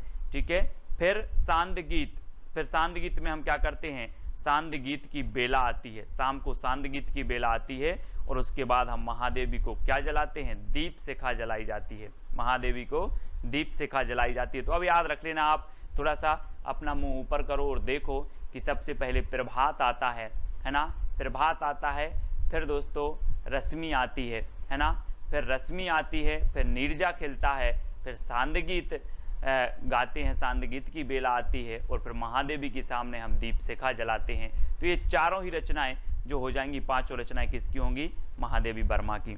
ठीक है, इस प्रकार से याद रखेंगे। और अगला देखो दोस्तों, नए पत्ते की रचनाकार कौन है, जयशंकर प्रसाद, सुमित्रानंदन पंत, निराला, महादेवी वर्मा। कौन है, ये सारी की सारी रचनाएं, ये सारी की सारी जो PDF स्टडी मटेरियल है दोस्तों, वो ज्वाइन मेंबर को ज्वाइन व्हाट्सएप ग्रुप में मिल पाएंगे। ठीक है, नए पत्ते के रचनाकार कौन है, और आपको पता है दोस्तों ये नए पत्ते, है ना, ये किसकी रचना है, सूर्यकांत त्रिपाठी, निराला। और आपने पेड़ में देखे होंगे जब नए पत्ते आते हैं तो बिल्कुल निराले पत्ते होते हैं। कैसे होते हैं, निराले होते हैं, नए पत्ते निराले होते हैं। तो नए पत्ते के रचनाकार कौन होंगे, निराला जी। ठीक है, अगला है निर्माल एक तारा के रचनाकार कौन है। 4 विकल्प हैं, बहुत ही बढ़िया प्रश्न है। और दोस्तों आपको पता है कि निर्मल एक तारा का वियोगी है, निर्मल एक तारा का वियोगी है। तो निर्मल से निर्माल, एक तारा से एक तारा का वियोगी है, सो मोहनलाल महतो वियोगी। ये वियोगी की रचनाएं हैं कौन सी, निर्मल और एक तारा। कैसे याद किया, आपको ट्रिक दी कि निर्मल एक तारा का वियोगी है, निर्मल एक तारा का वियोगी है, तो निर्मल और एक तारा के रचनाकार कौन होंगे, मोहनलाल महतो वियोगी। ठीक है, पंछी और रागिनी के रचनाकार कौन है दोस्तों, गोपाल सिंह नेपाली, सुमित्रानंदन पंत, मोहनलाल महतो या फिर महादेवी वर्मा। पंछी और रागिनी, और प्रश्न क्रमांक 11 में आपका बिल्कुल सही आंसर होगा रागिनी का नेपाली पंछी, रागिनी का नेपाली पंछी। तो रागिनी से रागिनी और नेपाली से हो जाएंगे आपके कौन, गोपाल सिंह नेपाली, और पंछी से पंछी। तो पंछी और रागनी जो रचना है वो किसकी है, गोपाल सिंह नेपाली की। आपको ट्रिक याद रखना है, रागनी का नेपाली पंछी, रागनी का नेपाली पंछी। तो रागनी और पंछी ये गोपाल सिंह नेपाली की रचना हो जाएंगी। ठीक है, अगला है दोस्तों अमृत और विष की रचनाकार कौन है। अमृत और विष 4 विकल्प हैं, और दोस्तों अगर आपने विष को अमृत समझकर पी लिया तो आपका उदय नहीं हो पाएगा। फिर क्या नहीं हो पाएगा, उदय नहीं हो पाएगा। तो अमृत और विष के रचनाकार कौन होंगे, बोले सर हमने विष को अमृत समझकर पी लिया और फिर उदय नहीं हुआ कभी। तो उदय शंकर भट्ट है ना, उदय शंकर भट्ट। और ये एक रचना अमृत और विष अमृतलाल नागर की भी है, कंफ्यूज नहीं होना। और ये अमृत और विष जो रचना है ये किसकी है, उदय शंकर भट्ट की भी है। ठीक है, तो डी नंबर आपका बिल्कुल सही है। कलापी की रचनाकार कौन है, कलापी। दोस्तों यहां पर देखो कला, ये कला लिखा है और आप बोलते हो सर मुझे कला सीखना है। मैंने बोला कितनी कला सीखना है, तो आपने कहा सर मुझे 80 कला सीखना है। कितनी सीखना है, 80। तो कला से कलापी और कला सीखना है कितनी, 80।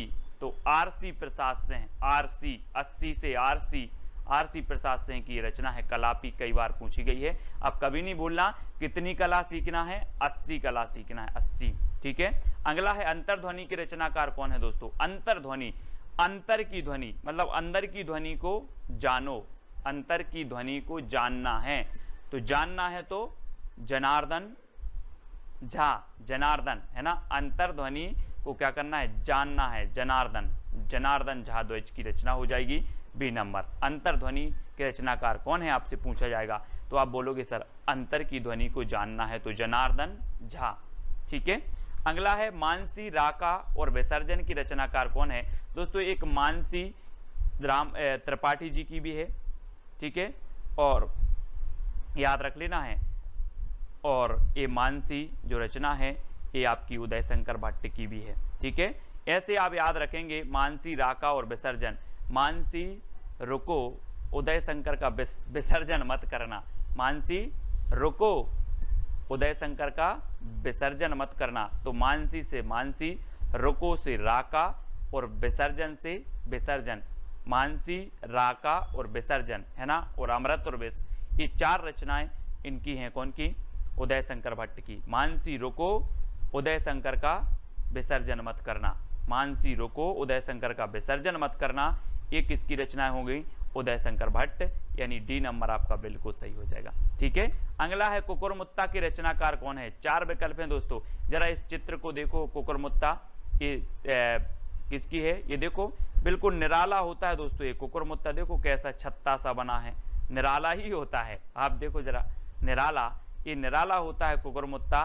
तो ये कुकुरमुत्ता के रचनाकार कौन होंगे, निराला है ना। बोले सर कुकुरमुत्ता चित्र में देखा ये निराला होता है, तो निराला की रचना हो जाएगी, ये सूर्यकांत त्रिपाठी निराला। ठीक है, अगला देखो खादी के फूल की रचनाकार कौन है। 4 विकल्प हैं, और दोस्तों ये संयुक्त रचना मानी जाती है 2 कवियों की। और वो कवि कौन से हैं, बच्चन के पंती ने खादी के फूल पहने। अपन बोलते ना नाती पंती, तो बच्चन के पंती ने खादी के फूल पहने, याद रख लेना है ना। बच्चन के पंती ने खादी के फूल पहने, तो ये खादी के फूल रचना है और बच्चन के पंती ने पहनी। तो बच्चन और पंत, बच्चन और पंत की ये संयुक्त रचना मानी जाती है दोनों की, यानी कि विकल्प नंबर आपका सा जो है वो बिल्कुल सही हो जाएगा। खादी के फूल बच्चन के पंती ने पहले, है ना, बच्चन के पंती ने खादी के फूल पहने, ये ट्रिक है आपकी।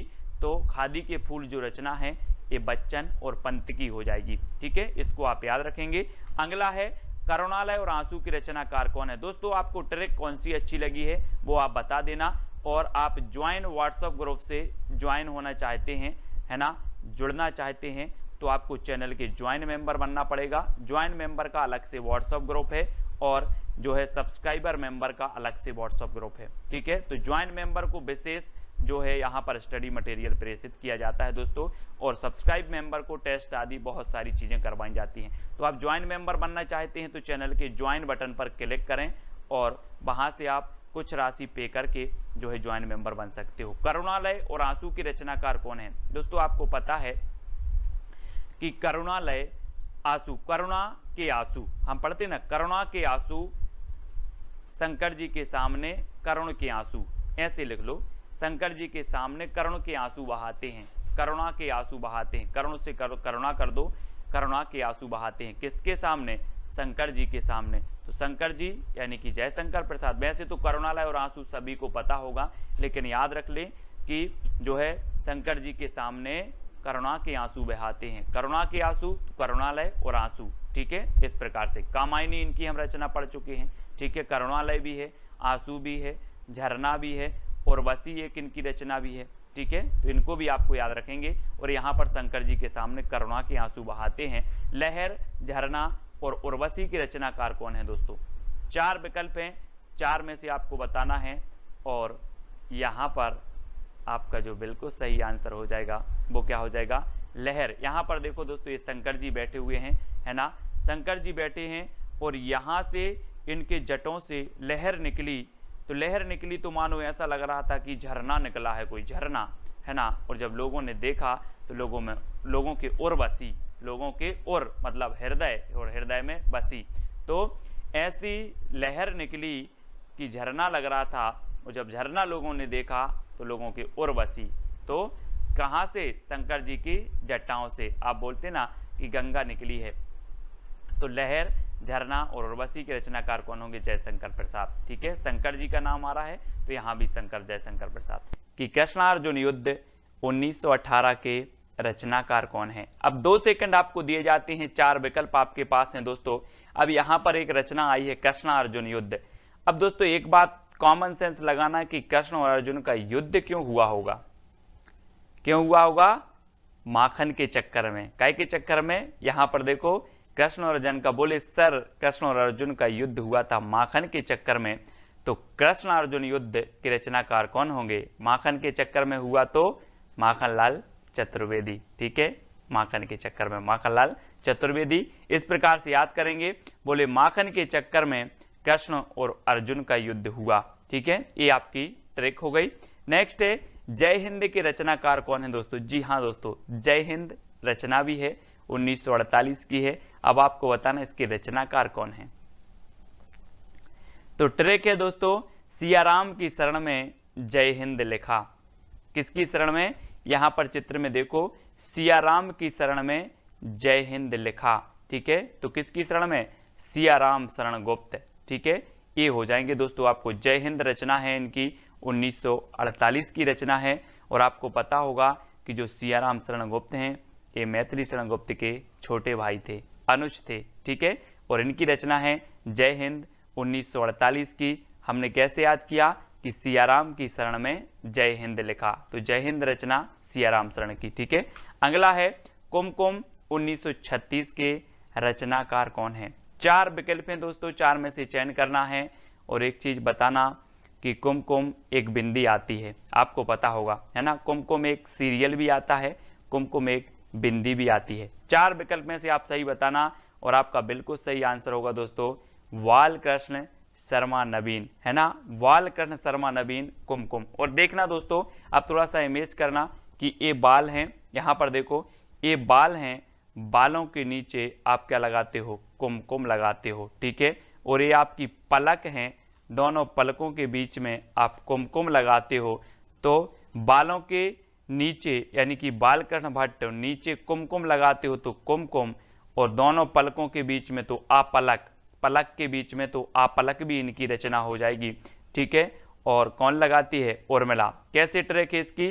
पलक झपकते ही उर्मिला ने बालों के नीचे रश्मि रेखा से कुमकुम लगाई, ठीक है। ये दोस्तों बालकृष्ण शर्मा नवीन की कुछ रचनाएं हैं। आपको ट्रिक है कि बाल झपकते ही जो है उर्मिला ने बालों के नीचे रश्मि रेखा से कुमकुम लगाई, ठीक है, पलक झपकते ही। ये आपकी ट्रिक हो जाएगी दोस्तों, इसको आपको याद रखना है।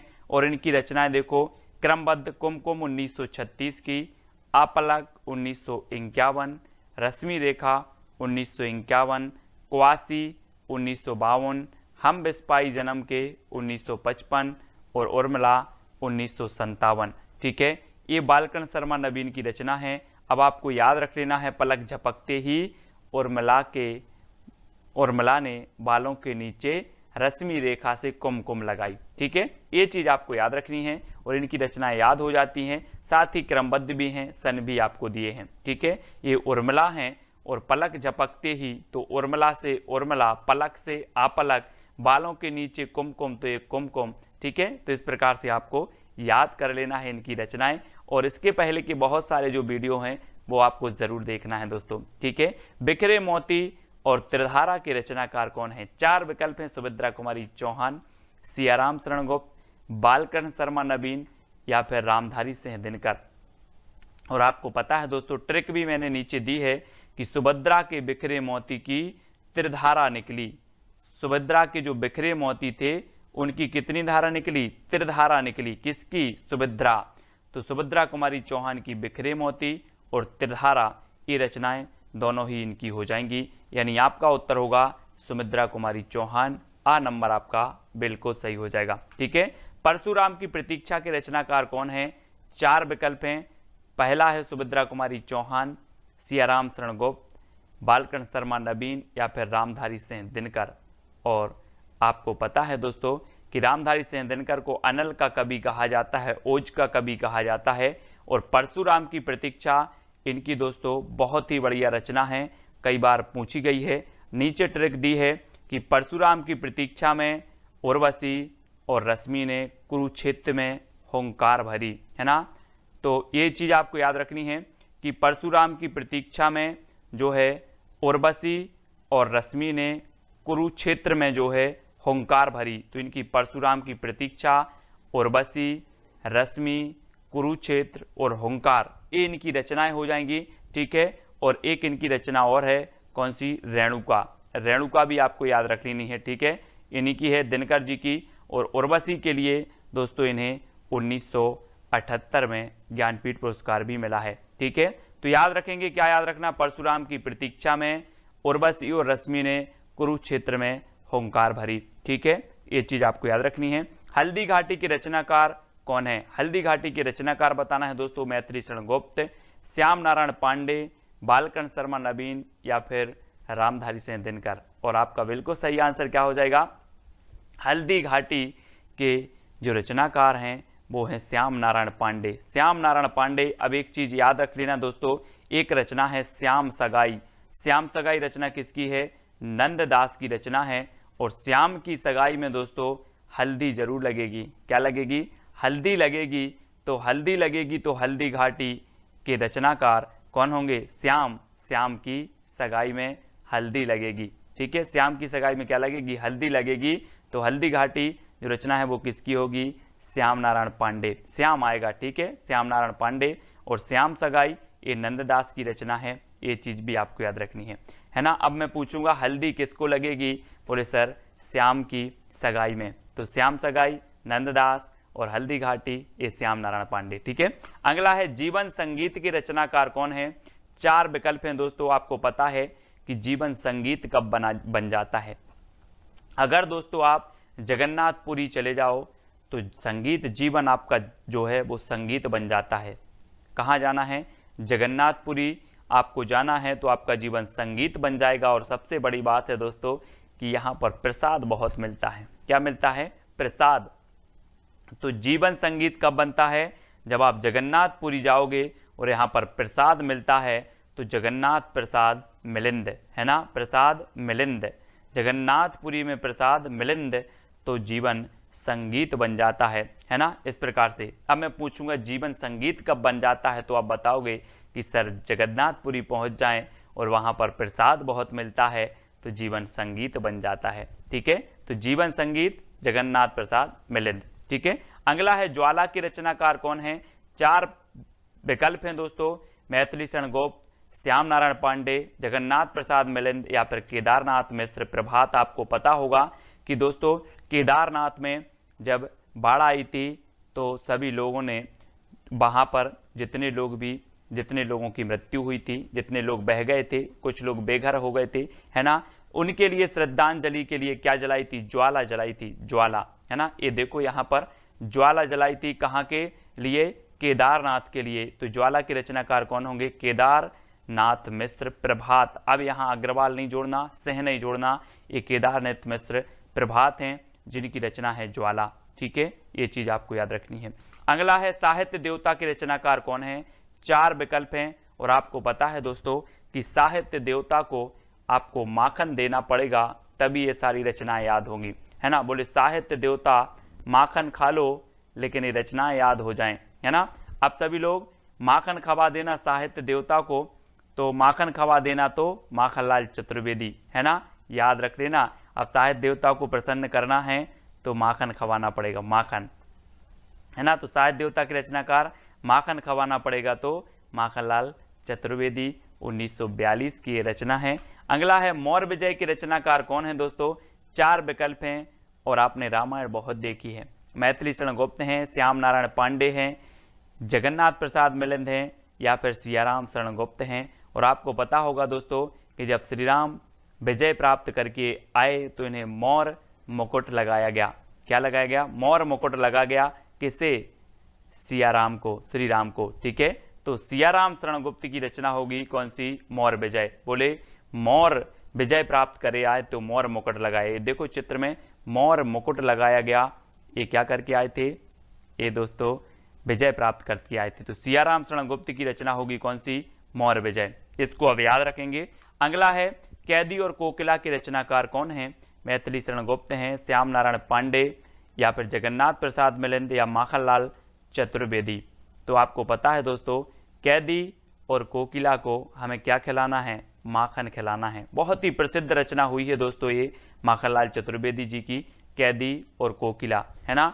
और कैदी और कोकिला को हमें माखन खवा देना है तो माखनलाल चतुर्वेदी। ठीक है, माखनलाल चतुर्वेदी की रचना है कैदी और कोकिला। ठीक है, अगला है सभा का खेल के रचनाकार कौन है दोस्तों। सभा के खेल, और आपको पता है दोस्तों कि विभिन्न प्रकार की सभा होती है लेकिन कई कई सभा में लोगों के भद्रा भी उतर जाते हैं। अपन बोलते ना सभा में आज उसके भद्रा उतर गए। तो सभा का खेल और सभा में भद्रा उतर जाते हैं तो सुभद्रा कुमारी चौहान। सभा का खेल के रचनाकार कौन होंगे, सुभद्रा कुमारी चौहान, है ना। बोले सर सभा में तो भद्रा उतर जाते हैं तो सुभद्रा, भद्रा से सुभद्रा कुमारी चौहान। ठीक है, डी नंबर आपका बिल्कुल सही हो जाएगा।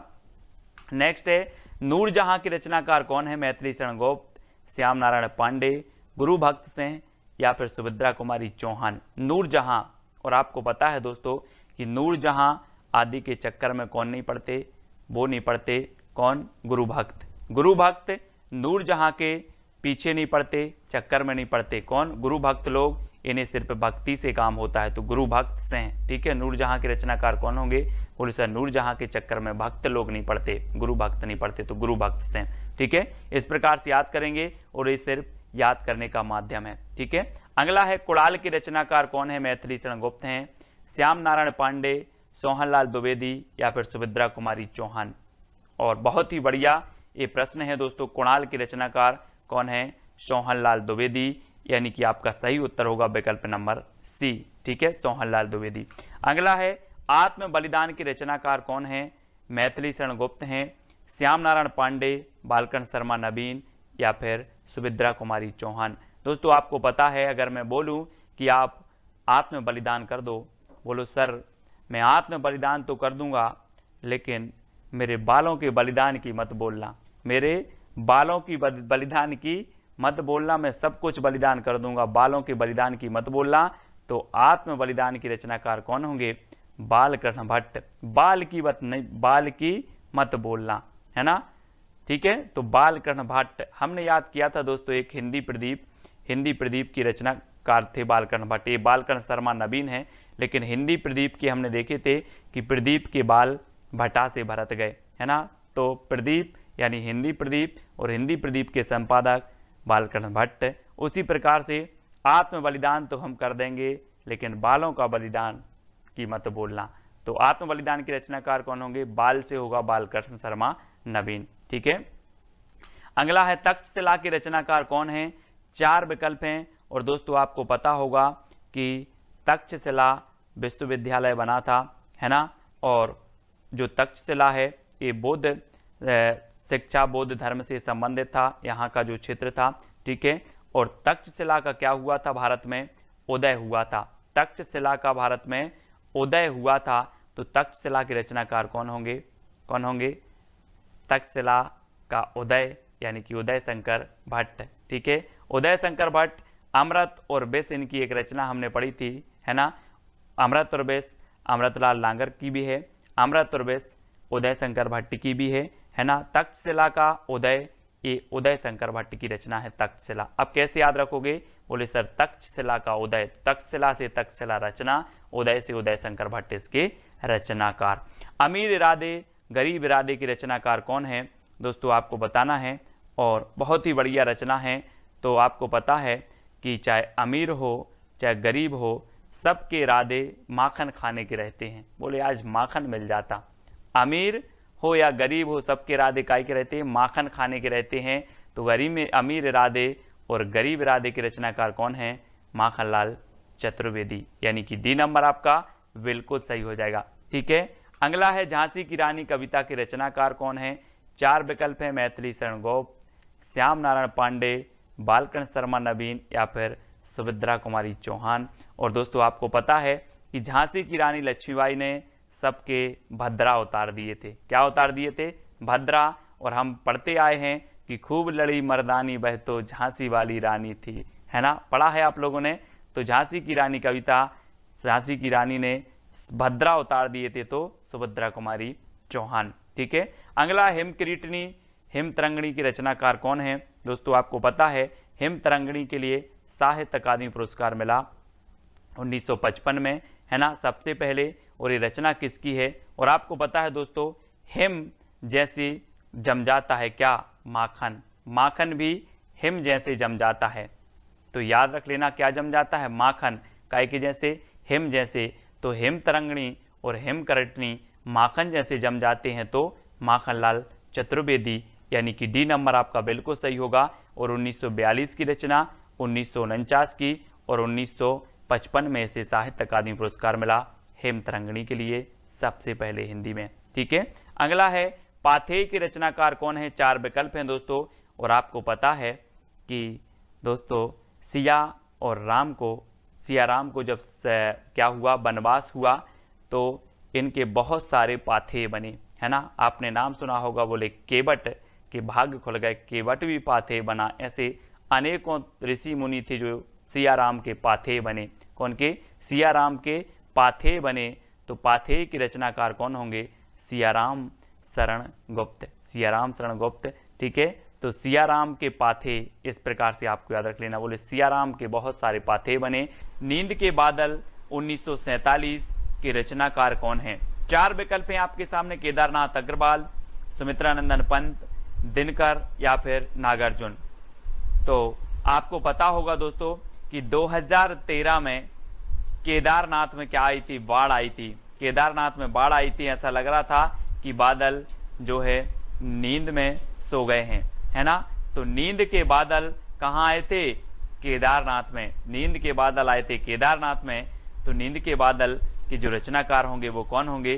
केदारनाथ अग्रवाल। और यहाँ पर देखो केदारनाथ में नींद के बादल आए और यहाँ पर तबाही मची थी, है ना। तो केदारनाथ में नींद के बादल, इस प्रकार से आपको याद रखना है। ठीक है, अब आपसे कभी भी पूछा जाएगा नींद के बादल के रचनाकार कौन है, तो आप बता दोगे सर नींद के बादल तो केदारनाथ में आए थे, मतलब केदारनाथ अग्रवाल। ठीक है, हिल्लोल के रचनाकार कौन है दोस्तों? 4 विकल्प हैं। और आपको पता है कि केदारनाथ जाना जाता है दोस्तों, शिव का एक धाम है, शिव जी का एक धाम है केदारनाथ। और जब केदारनाथ में बाढ़ आई, केदारनाथ में दोस्तों जब पानी की बाढ़ आई तो हिलोर लग रही थी। देखो चित्र में हिलोर लग रही थी, किसे लग रही थी? शिव जी को हिलोर लग रही थी, शिव जी को। तो हिलोर से हिल्लोल, और हिल्लोल के रचनाकार कौन होंगे? कौन होंगे? शिव मंगल सिंह सुमन। यानी कि आपका जो विकल्प नंबर सी है वो बिल्कुल सही हो जाएगा, क्योंकि क्या लग रही थी शिव को? हिलोर लग रही थी, हिलोल। ठीक है, इस प्रकार से यानी कि जो सा नंबर है वो आपका बिल्कुल सही हो जाएगा। नेक्स्ट है दोस्तों मिट्टी की बारात के रचनाकार कौन है? त्रिलोचन, शिव मंगल सिंह सुमन, दोनों या फिर नागार्जुन। आपको कमेंट में बताना है। और आपको पता है दोस्तों कि शिव जी की जब बारात निकली तो बाराती जो थे भभूत लगाए थे, मिट्टी की भभूत लगाए थे, है ना। भूत भी बारात में आए थे। तो ऐसा लग रहा था कि जैसे मिट्टी की बारात आ रही हो, जैसे मिट्टी की बारात आ रही हो, किसकी? शिव जी की। तो मिट्टी की बारात ये रचना किसकी होगी? शिव मंगल से समन। और त्रिलोचन भी कहा जाता है दोस्तों किसको? शिव को। तो त्रिलोचन की भी ये रचना है, शिव मंगल से सुमन की रचना है ना? कौन सी? मिट्टी की बारात। तो अब आपको याद रख लेना है मिट्टी की बारात किसकी आ रही थी? बोले सर त्रिलोचन की या फिर शिव जी की। तो शिव मंगल से सुमन और त्रिलोचन। ठीक है, यानी कि आपका उत्तर सी नंबर बिल्कुल सही हो जाएगा। अगला क्वेश्चन है दोस्तों, राह के दीपक 1947 की रचनाकार कौन है? त्रिलोचन, शिव मंगल से सुमन, रांगे राघव या फिर नागार्जुन। तो आपको पता है राह के दीपक कौन बने? राह के दीपक, यहां से देखो जरा चित्र में, श्री राम जी आगे आगे चलकर ये राह के दीपक बने हैं। कौन? राघव, है ना? राघव बोलते हैं ना, रघुपति राघव सीताराम। तो राघव क्या बने? राह के दीपक बने। इस प्रकार से राह के दीपक बने राघव। तो राह के दीपक के रचनाकार कौन होंगे? रांगे राघव। ठीक है, रांगे राघव, यानी कि सा नंबर आपका बिल्कुल सही हो जाएगा। ठीक है, अब दोस्तों आपको लास्ट में वीडियो के बताना है कि कौन सी ट्रिक सबसे अच्छी लगी, है ना? कौन सी रचना आपको सबसे ज्यादा याद हुई है। और इसके पहले के वीडियो अगर आपने नहीं देखे हैं तो वीडियो जरूर देखें। तालाब की मछलियां के रचनाकार कौन है दोस्तों? 4 विकल्प हैं और आपको पता है कि तालाब की मछलियां कौन खा गया? तालाब की मछलियां नाग खा गया। ये नाग है और तालाब की मछलियां नांग खा गया। तो तालाब की मछलियां कौन खा गया? नांग। तो नागार्जुन। ठीक है, नांग से नागार्जुन, यानी कि सा नंबर आपका बिल्कुल सही होगा। तालाब की मछलियां ये रचना किसकी होगी? बोले सर तालाब की मछलियां नांग खा गया। तो तालाब की मछलियां की रचनाकार नागार्जुन। ठीक है, इस प्रकार से याद रखेंगे। और अगला है दोस्तों कदली बन, हंसमाला, मिट्टी और फूल के रचनाकार कौन है? ये प्रगतिवादी रचनाएं हैं। त्रिलोचन है, शिवमंगल से सुमन, नागार्जुन या फिर नरेंद्र शर्मा है। तो आपको बताना है और आपकी सुंदर सी ट्रिक है कि नरेंद्र ने कदली वन में मिट्टी और फूलों की माला बनाई। कहां पर? किसने बनाई? नरेंद्र ने। तो नरेंद्र शर्मा कदली वन में, तो कदली वन मिट्टी और फूलों की, तो मिट्टी और फूल और माला से हंसमाला। ठीक है, तो हंसमाला ये रचना हो जाएंगी किसकी? नरेंद्र शर्मा की। अब याद रख लेना है कि नरेंद्र ने कदली वन में मिट्टी और फूलों की माला बनाई, ये आप याद रखेंगे। तो नरेंद्र शर्मा की जितनी भी रचनाएं हैं वो आपको याद हो जाएंगी। ठीक है, अगला है दोस्तों युगवाणी ग्राम्या के रचनाकार कौन है? 4 विकल्प हैं। सुमित्रानंदन पंत जी हैं, शिवमंगल से सुमन हैं, नागार्जुन या फिर नरेंद्र शर्मा है। तो युग की वाणी और ग्राम्या, इसके रचनाकार कौन माने जाते हैं? आपको पता है दोस्तों सुमित्रानंदन पंत ये प्रगतिवाद के प्रवर्तक माने जाते हैं। और युगांत, युगवाणी ये जो रचनाएं हैं ग्राम्या, ये किसकी हो जाएंगी? ये हो जाएंगी आपकी दोस्तों आपके सुमित्रानंदन पंत जी की। पंत जी यानी कि जो आ नंबर है वो आपका बिल्कुल सही हो जाएगा, ग्राम्या और युगवाणी। ठीक है, तो ये चीज आपको याद रखनी है, ये नंबर आपका बिल्कुल सही हो जाएगा। अगला है दोस्तों पिघलते पत्थर 1946 के रचनाकार कौन है? आपको पता है दोस्तों कि पत्थर कैसा भी हो, या पत्थर दिल बोलते ना अपन कि वो तो पत्थर दिल है, कोई भी पत्थर दिल हो रघुवीर के पास आ जाए तो पिघलते पत्थर, पत्थर भी पिघल जाते हैं, पत्थर दिल भी पिघल जाते हैं। तो पिघलते पत्थर कहां पर? पिघलते पत्थर कहां पर? रांगे राघव के पास, राघव के दरबार में पिघलते पत्थर। तो रांगे राघव की रचना है, 1946 की रचना है। और पिघलते पत्थर कहां पर?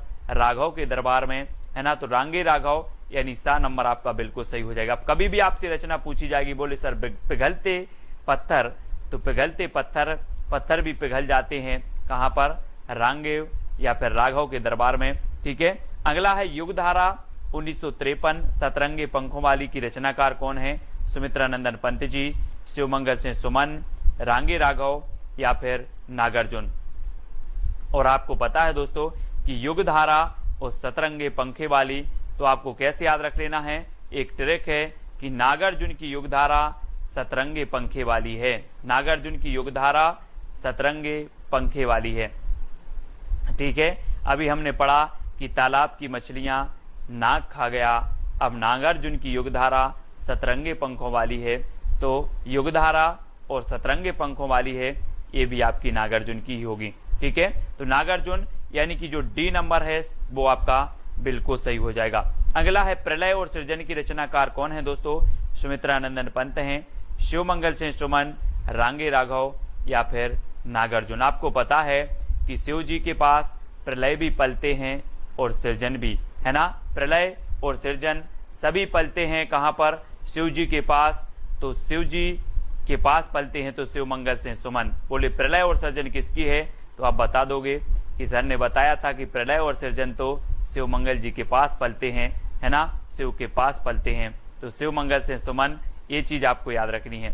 ठीक है, अभी हमने कहा किया था मिट्टी की बारात त्रिलोचन और शिवमंगल सेन सुमन की, है ना, अलग अलग रचना इनकी एक ही नाम से है। ठीक है, और ये प्रलय और सृजन 1944 की रचना ये शिवमंगल सेन सुमन की है। ठीक है, अगला है ऋतु संहार रंग रूप के रचनाकार कौन है? सुमित्रानंदन पंत जी हैं, शिवमंगल सेन सुमन, रामविलास शर्मा या फिर नागार्जुन। ऋतु संहार और रंग रूप के रचनाकार कौन हैं? आपको याद रख लेना है, एक छोटा सा कोड है दोस्तों कि ऋतु का रंग रूप रामविलास जैसा है। ऋतु का रंग रूप कैसा है? रामविलास जैसा है। तो ऋतु से आपका बनेगा दोस्तों ऋतु संहार और रंग रूप से रंग रूप और किसके जैसा है? रामविलास। तो रचनाकार कौन होंगे? रामविलास शर्मा, यानी कि जो सी नंबर है वो आपका बिल्कुल सही हो जाएगा। अब आपसे कभी भी पूछा जाएगा ऋतु संहार किसकी रचना है, तो आप बोलोगे कि ऋतु का रंग रूप रामविलास शर्मा जैसा है ना, या रामविलास जैसा है। तो ऋतु का रंग रूप तो ऋतु संहार, रंग रूप से रंग रूप, रामविलास से रामविलास शर्मा। ठीक है, अगला है जिजीविषा संतरण और संकल्प के रचनाकार कौन है दोस्तों? ये प्रगतिवादी रचना है। जिजीविषा यानी कि जीने की इच्छा, संतरण संकल्प, इनकी रचनाकार कौन है? पंत जी, शिवमंगल सेन सुमन, महेंद्र भटनागर या फिर नागार्जुन। और आपका बिल्कुल सही आंसर है दोस्तों। यहां पर ट्रिक याद रखना है कि महेंद्र ने संत बनकर जिजीविषा का संकल्प लिया। संत बनकर जिजीविषा यानी कि जीने का संकल्प लिया। तो किसने लिया? महेंद्र भटनागर ने। इसलिए जिजीविषा, संतरण और संकल्प ये तीनों ही रचनाएं किसकी हैं? महेंद्र भटनागर की हैं। और महेंद्र ने संत बनकर जिजीविषा का संकल्प लिया, ये आपकी ट्रिक हो जाएगी। ठीक है, और दोस्तों ये सारे नोट्स आपको ज्वाइन मेंबर यानी कि ज्वाइन ग्रुप में मिलेंगे। ठीक है, तो आप ज्वाइन मेंबर अवश्य बने चैनल के। ठीक है, अगला है गुलाब और बुलबुल के रचनाकार कौन है?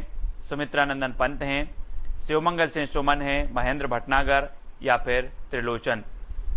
तो गुलाब और बुलबुल के रचनाकार बताना है। गुलाब और बुलबुल ने त्रिलोचन की पूजा की। किसकी पूजा की?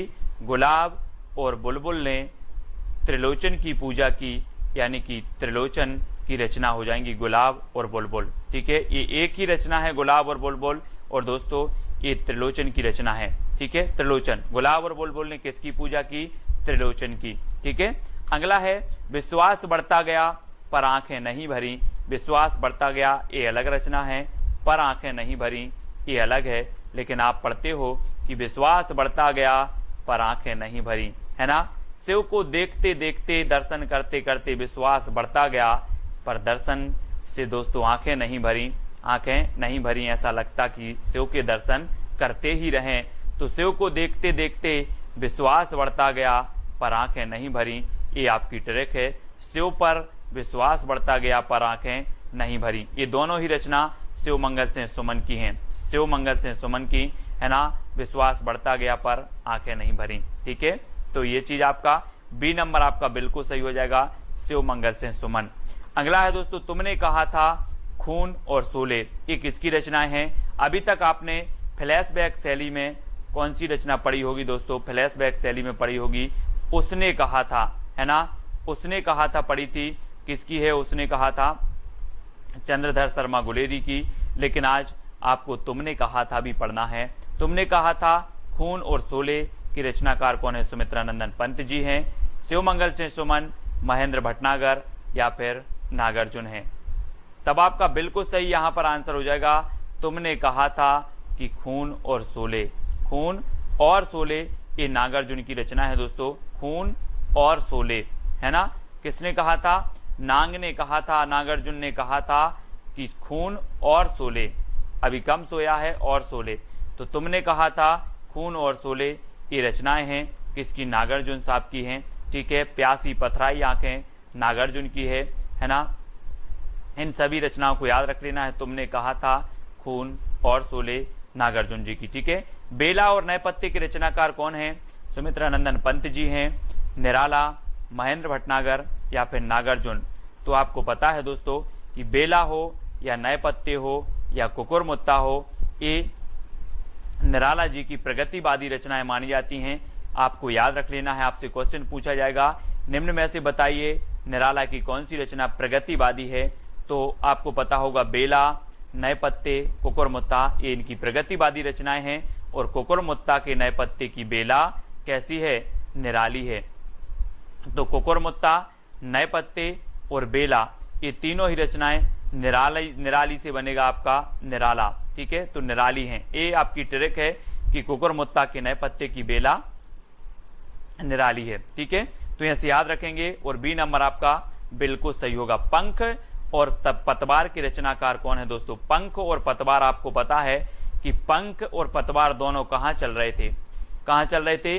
केदारनाथ में जब बाढ़ आई तो या तो पंख चल रहे थे, पंख यानी कि हेलीकॉप्टर उड़ रहे थे पंखा से, या फिर नाव की पतवार चल रही थी। कहां पर?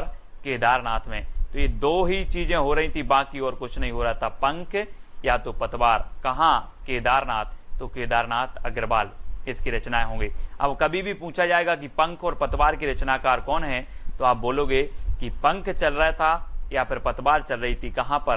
केदारनाथ। तो केदारनाथ अग्रवाल, ठीक है। इस प्रकार से कटे अंगूठे के बंधनवार के रचनाकार कौन है? कटे अंगूठे सुमित्रानंदन पंत की है, निराला, केदारनाथ अग्रवाल या फिर शिवमंगल सिंह सुमन की है।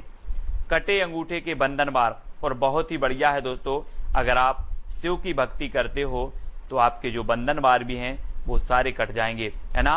कटे अंगूठे के बंधनवार और हम करते करते शिव की भक्ति, ये आपके कट जाएंगे, यानी कि शिवमंगल सिंह सुमन आपका बिल्कुल सही हो जाएगा। बोले शिव की भक्ति करते करते कटे अंगूठे के बंधनवार, कटे अंगूठे के बंधनवार शिवमंगल सिंह सुमन। हजार हजार बाहों वाली की रचनाकार कौन है दोस्तों? सुमित्रानंदन पंत, नागार्जुन, केदारनाथ अग्रवाल, शिवमंगल सिंह सुमन। और आपको पता होगा कि हजार हजार बाहों वाला व्यक्ति भी आ जाए लेकिन नांग को नहीं पकड़ पाएगा। किसको नहीं पकड़ पाएगा? नांग को। तो ये रचना किसकी होगी? किसकी होगी?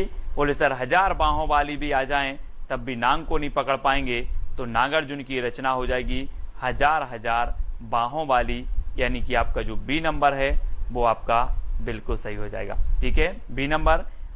अजय खंडहर के रचनाकार कौन है? अजय खंडहर बताना है दोस्तों, और 4 विकल्प हैं और आपको बताना है कि अजय कौन था। अजय कौन था?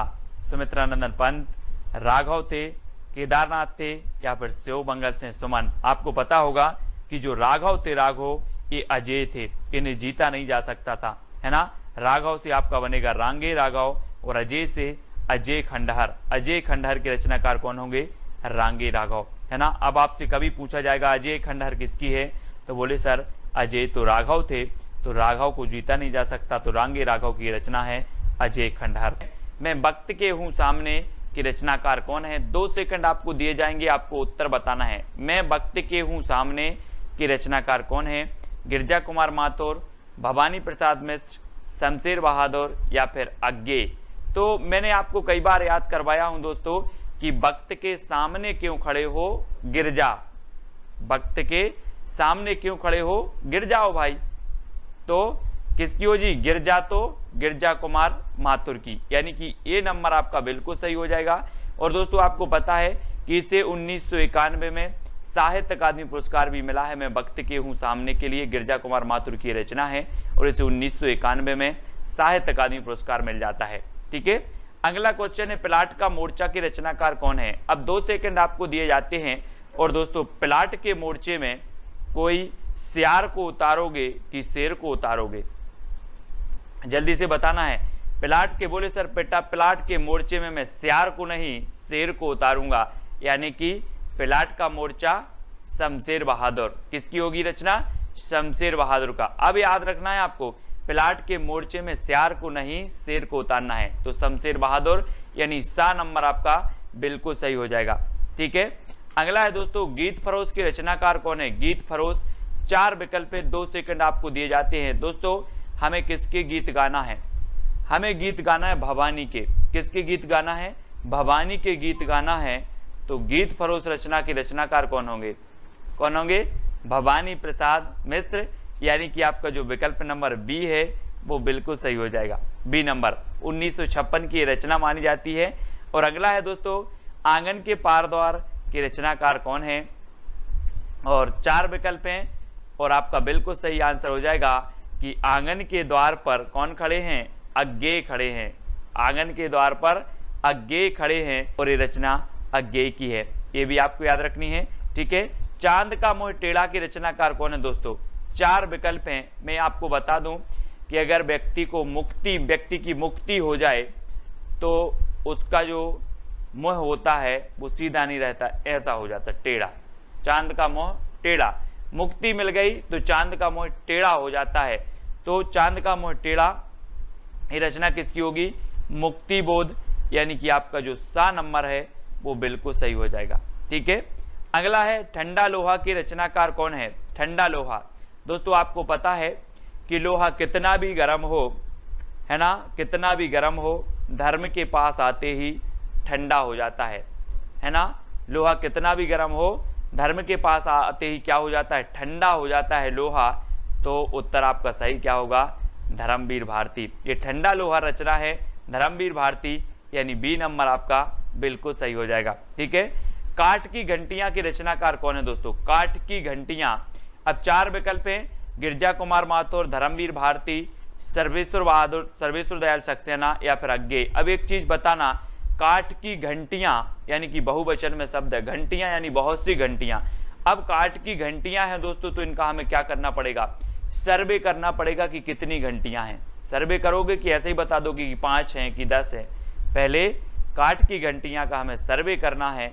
तो काठ की घंटियां के रचनाकार कौन होंगे? सर्वेश्वर दयाल सक्सेना। ठीक है, कुआनो नदी भी इनकी रचना है। ठीक है, ये भी आपको याद रख लेनी है। काठ की घंटियां, जंगल का दर्द भी इन्हीं की रचना है। ठीक है, खूंटियों पर टंगे लोग भी इन्हीं की रचना है। इनको याद रख लेना है। सिर्फ सर्वे आपको याद करना, सर्वे, काठ की घंटियों का सर्वे करना है। बुनी हुई रस्सी के रचनाकार कौन है? दोस्तों आपको पता है दोस्तों, जब आप जाते हो कहाँ? भवानी के मंदिर में जाते हो, भवानी के मंदिर में, तो वहां पर इस प्रकार से आपको एक बुनी हुई रस्सी मिलती है ना, हाथ में बांधने के लिए पचरंगा धागा है। बुनी हुई रस्सी आपको भवानी के दरबार में मिलती है। कहाँ मिलती है? भवानी के दरबार में। बोले सर भवानी के दरबार में तो बुनी हुई रस्सी मिलती है। तो ये बुनी हुई रस्सी के रचनाकार कौन होंगे? भवानी प्रसाद मिश्र, यानी डी नंबर आपका बिल्कुल सही हो जाएगा। ठीक है, अगली है दोस्तों महावृक्ष के नीचे 1977 के रचनाकार कौन है? गिरजा कुमार माथुर, धर्मवीर भारती, अज्ञेय या फिर भवानी प्रसाद मिश्र। महावृक्ष के नीचे, है ना, हम बोलते नहीं है कि वहां वृक्ष के नीचे कौन सोया है? आप बोलोगे अज्ञेय, पता नहीं। वहां वृक्ष के नीचे, महावृक्ष के नीचे या फिर वहां वृक्ष के नीचे कौन सोया है? अज्ञेय, पता नहीं। अज्ञेय, तो ये अज्ञेय की रचना है, महावृक्ष के नीचे अज्ञेय। ठीक है, सा नंबर आपका बिल्कुल सही हो जाएगा। अगला है सपना अभी भी के रचनाकार कौन है? 2 सेकंड आपको दिए जाते हैं दोस्तों। सपना अभी भी है काय का? धर्म करने का। सपना अभी भी है धर्म करने का, तो धर्मवीर भारती, यानी उत्तर आपका सही क्या हो जाएगा? विकल्प नंबर बी। ठीक है, आपने पढ़ा होगा दोस्तों गुनाहों का देवता, सपना अभी भी है, ठंडा लोहा, ये सारी रचनाएं धर्मवीर भारती की हैं, जिनको हमने ट्रैक से कई बार याद करवाया है। खूंटियों पर टंगे लोग, अब दोस्तों एक चीज बताना कि खूंटियों पर टंगे लोगों का हमें क्या करना पड़ेगा? सर्वे करना पड़ेगा, तब हमें पता चलेगा कि खूंटियों पर कितने लोग टंगे हैं। तो खूंटियों पर टंगे लोग का क्या करना है? सर्वे। तो सर्वेश्वर दयाल सक्सेना की ये क्या हो जाएगी? रचना हो जाएगी। ठीक है, अगला है शिलापंख चमकीली के रचनाकार कौन है? दोस्तों एक पक्षी था, उसने बोला कि मेरे जो शिलापंख थे वो बहुत चमकीले थे, अब क्या हो गए हैं? गिर गए हैं, है ना। आपने जटायु का नाम सुना होगा। बोले मेरे पंख शिला चमकीले थे अब गिर गए हैं, गिर गए, है ना। तो शिला पंख चमकीले, ये किसकी रचना होगी? गिरजा कुमार माथुर। गिरजा कुमार माथुर यानी कि ए नंबर आपका बिल्कुल सही हो जाएगा। ठीक है, अगला है कामायनी एक पुनर्विचार की रचनाकार कौन है? दोस्तों आपको पता है कि कामायनी एक पुनर्विचार, और बहुत सारे लोग मुक्ति के लिए कहते हैं, मुक्ति मिल जाए भगवान एक बार पुनर्विचार कर लो, है ना। कामायनी पुनर्विचार, कामायनी एक पुनर्विचार, काय के लिए? मुक्ति के लिए एक पुनर्विचार, तो मुक्ति बोध की रचना हो जाएगी कामायनी एक पुनर्विचार। चांद का मोह टेढ़ा भी इन्हीं की रचना है, ये आपको याद रखनी है। अगला है दोस्तों दोआब की रचनाकार कौन है? दोआब, 4 विकल्प हैं और दोआब के जो रचनाकार होंगे वो कौन हो जाएंगे? वो हो जाएंगे शमशेर बहादुर। शमशेर बहादुर यानी सा नंबर, है ना। दोआब भी इन्हीं की रचना है, प्लाट का मोर्चा भी इन्हीं की रचना है, और शमशेर बहादुर को दोस्तों कवियों का कवि कहा जाता था। आपसे क्वेश्चन बनता है कवियों का कवि किसे कहा जाता था, तो आप बता देना शमशेर बहादुर को। ठीक है, खुशबू के शिलालेख के रचनाकार कौन है? दोस्तों खुशबू के शिलालेख, है ना, किसने देखे? भवानी ने देखे। खुशबू के शिलालेख भवानी ने देखे, तो खुशबू के शिलालेख के रचनाकार कौन होंगे? कौन हो जाएंगे? भवानी प्रसाद मिश्र। ठीक है, खुशबू के शिलालेख किसने देखे? भवानी ने, तो भवानी प्रसाद मिश्र खुशबू के शिलालेख। ठीक है, अगली रचना है दोस्तों भग्नदूत के रचनाकार कौन है? भग्नदूत, अगर मैं आपसे पूछूं कि कितने दूत भग गए? भग्नदूत, भग्नदूत यानी कि भगन तो भग गए, दूत भग गए, है ना। तो कितने दूत भग गए? तो आप बोलोगे सर अग्गे पता नहीं कितने दूत भग गए, है ना। तो ए, है ना, ए हो जाएगी अग्गे की रचना भग्नदूत। ठीक है, अगला है भूरी भूरी खाक धूल की रचनाकार कौन है?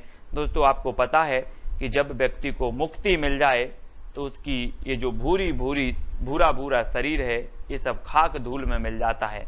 भूरा भूरा शरीर खाक धूल में मिल जाता है। जब मुक्ति मिल जाए तो ये भूरी भूरी खाक धूल रचना के रचनाकार कौन होंगे?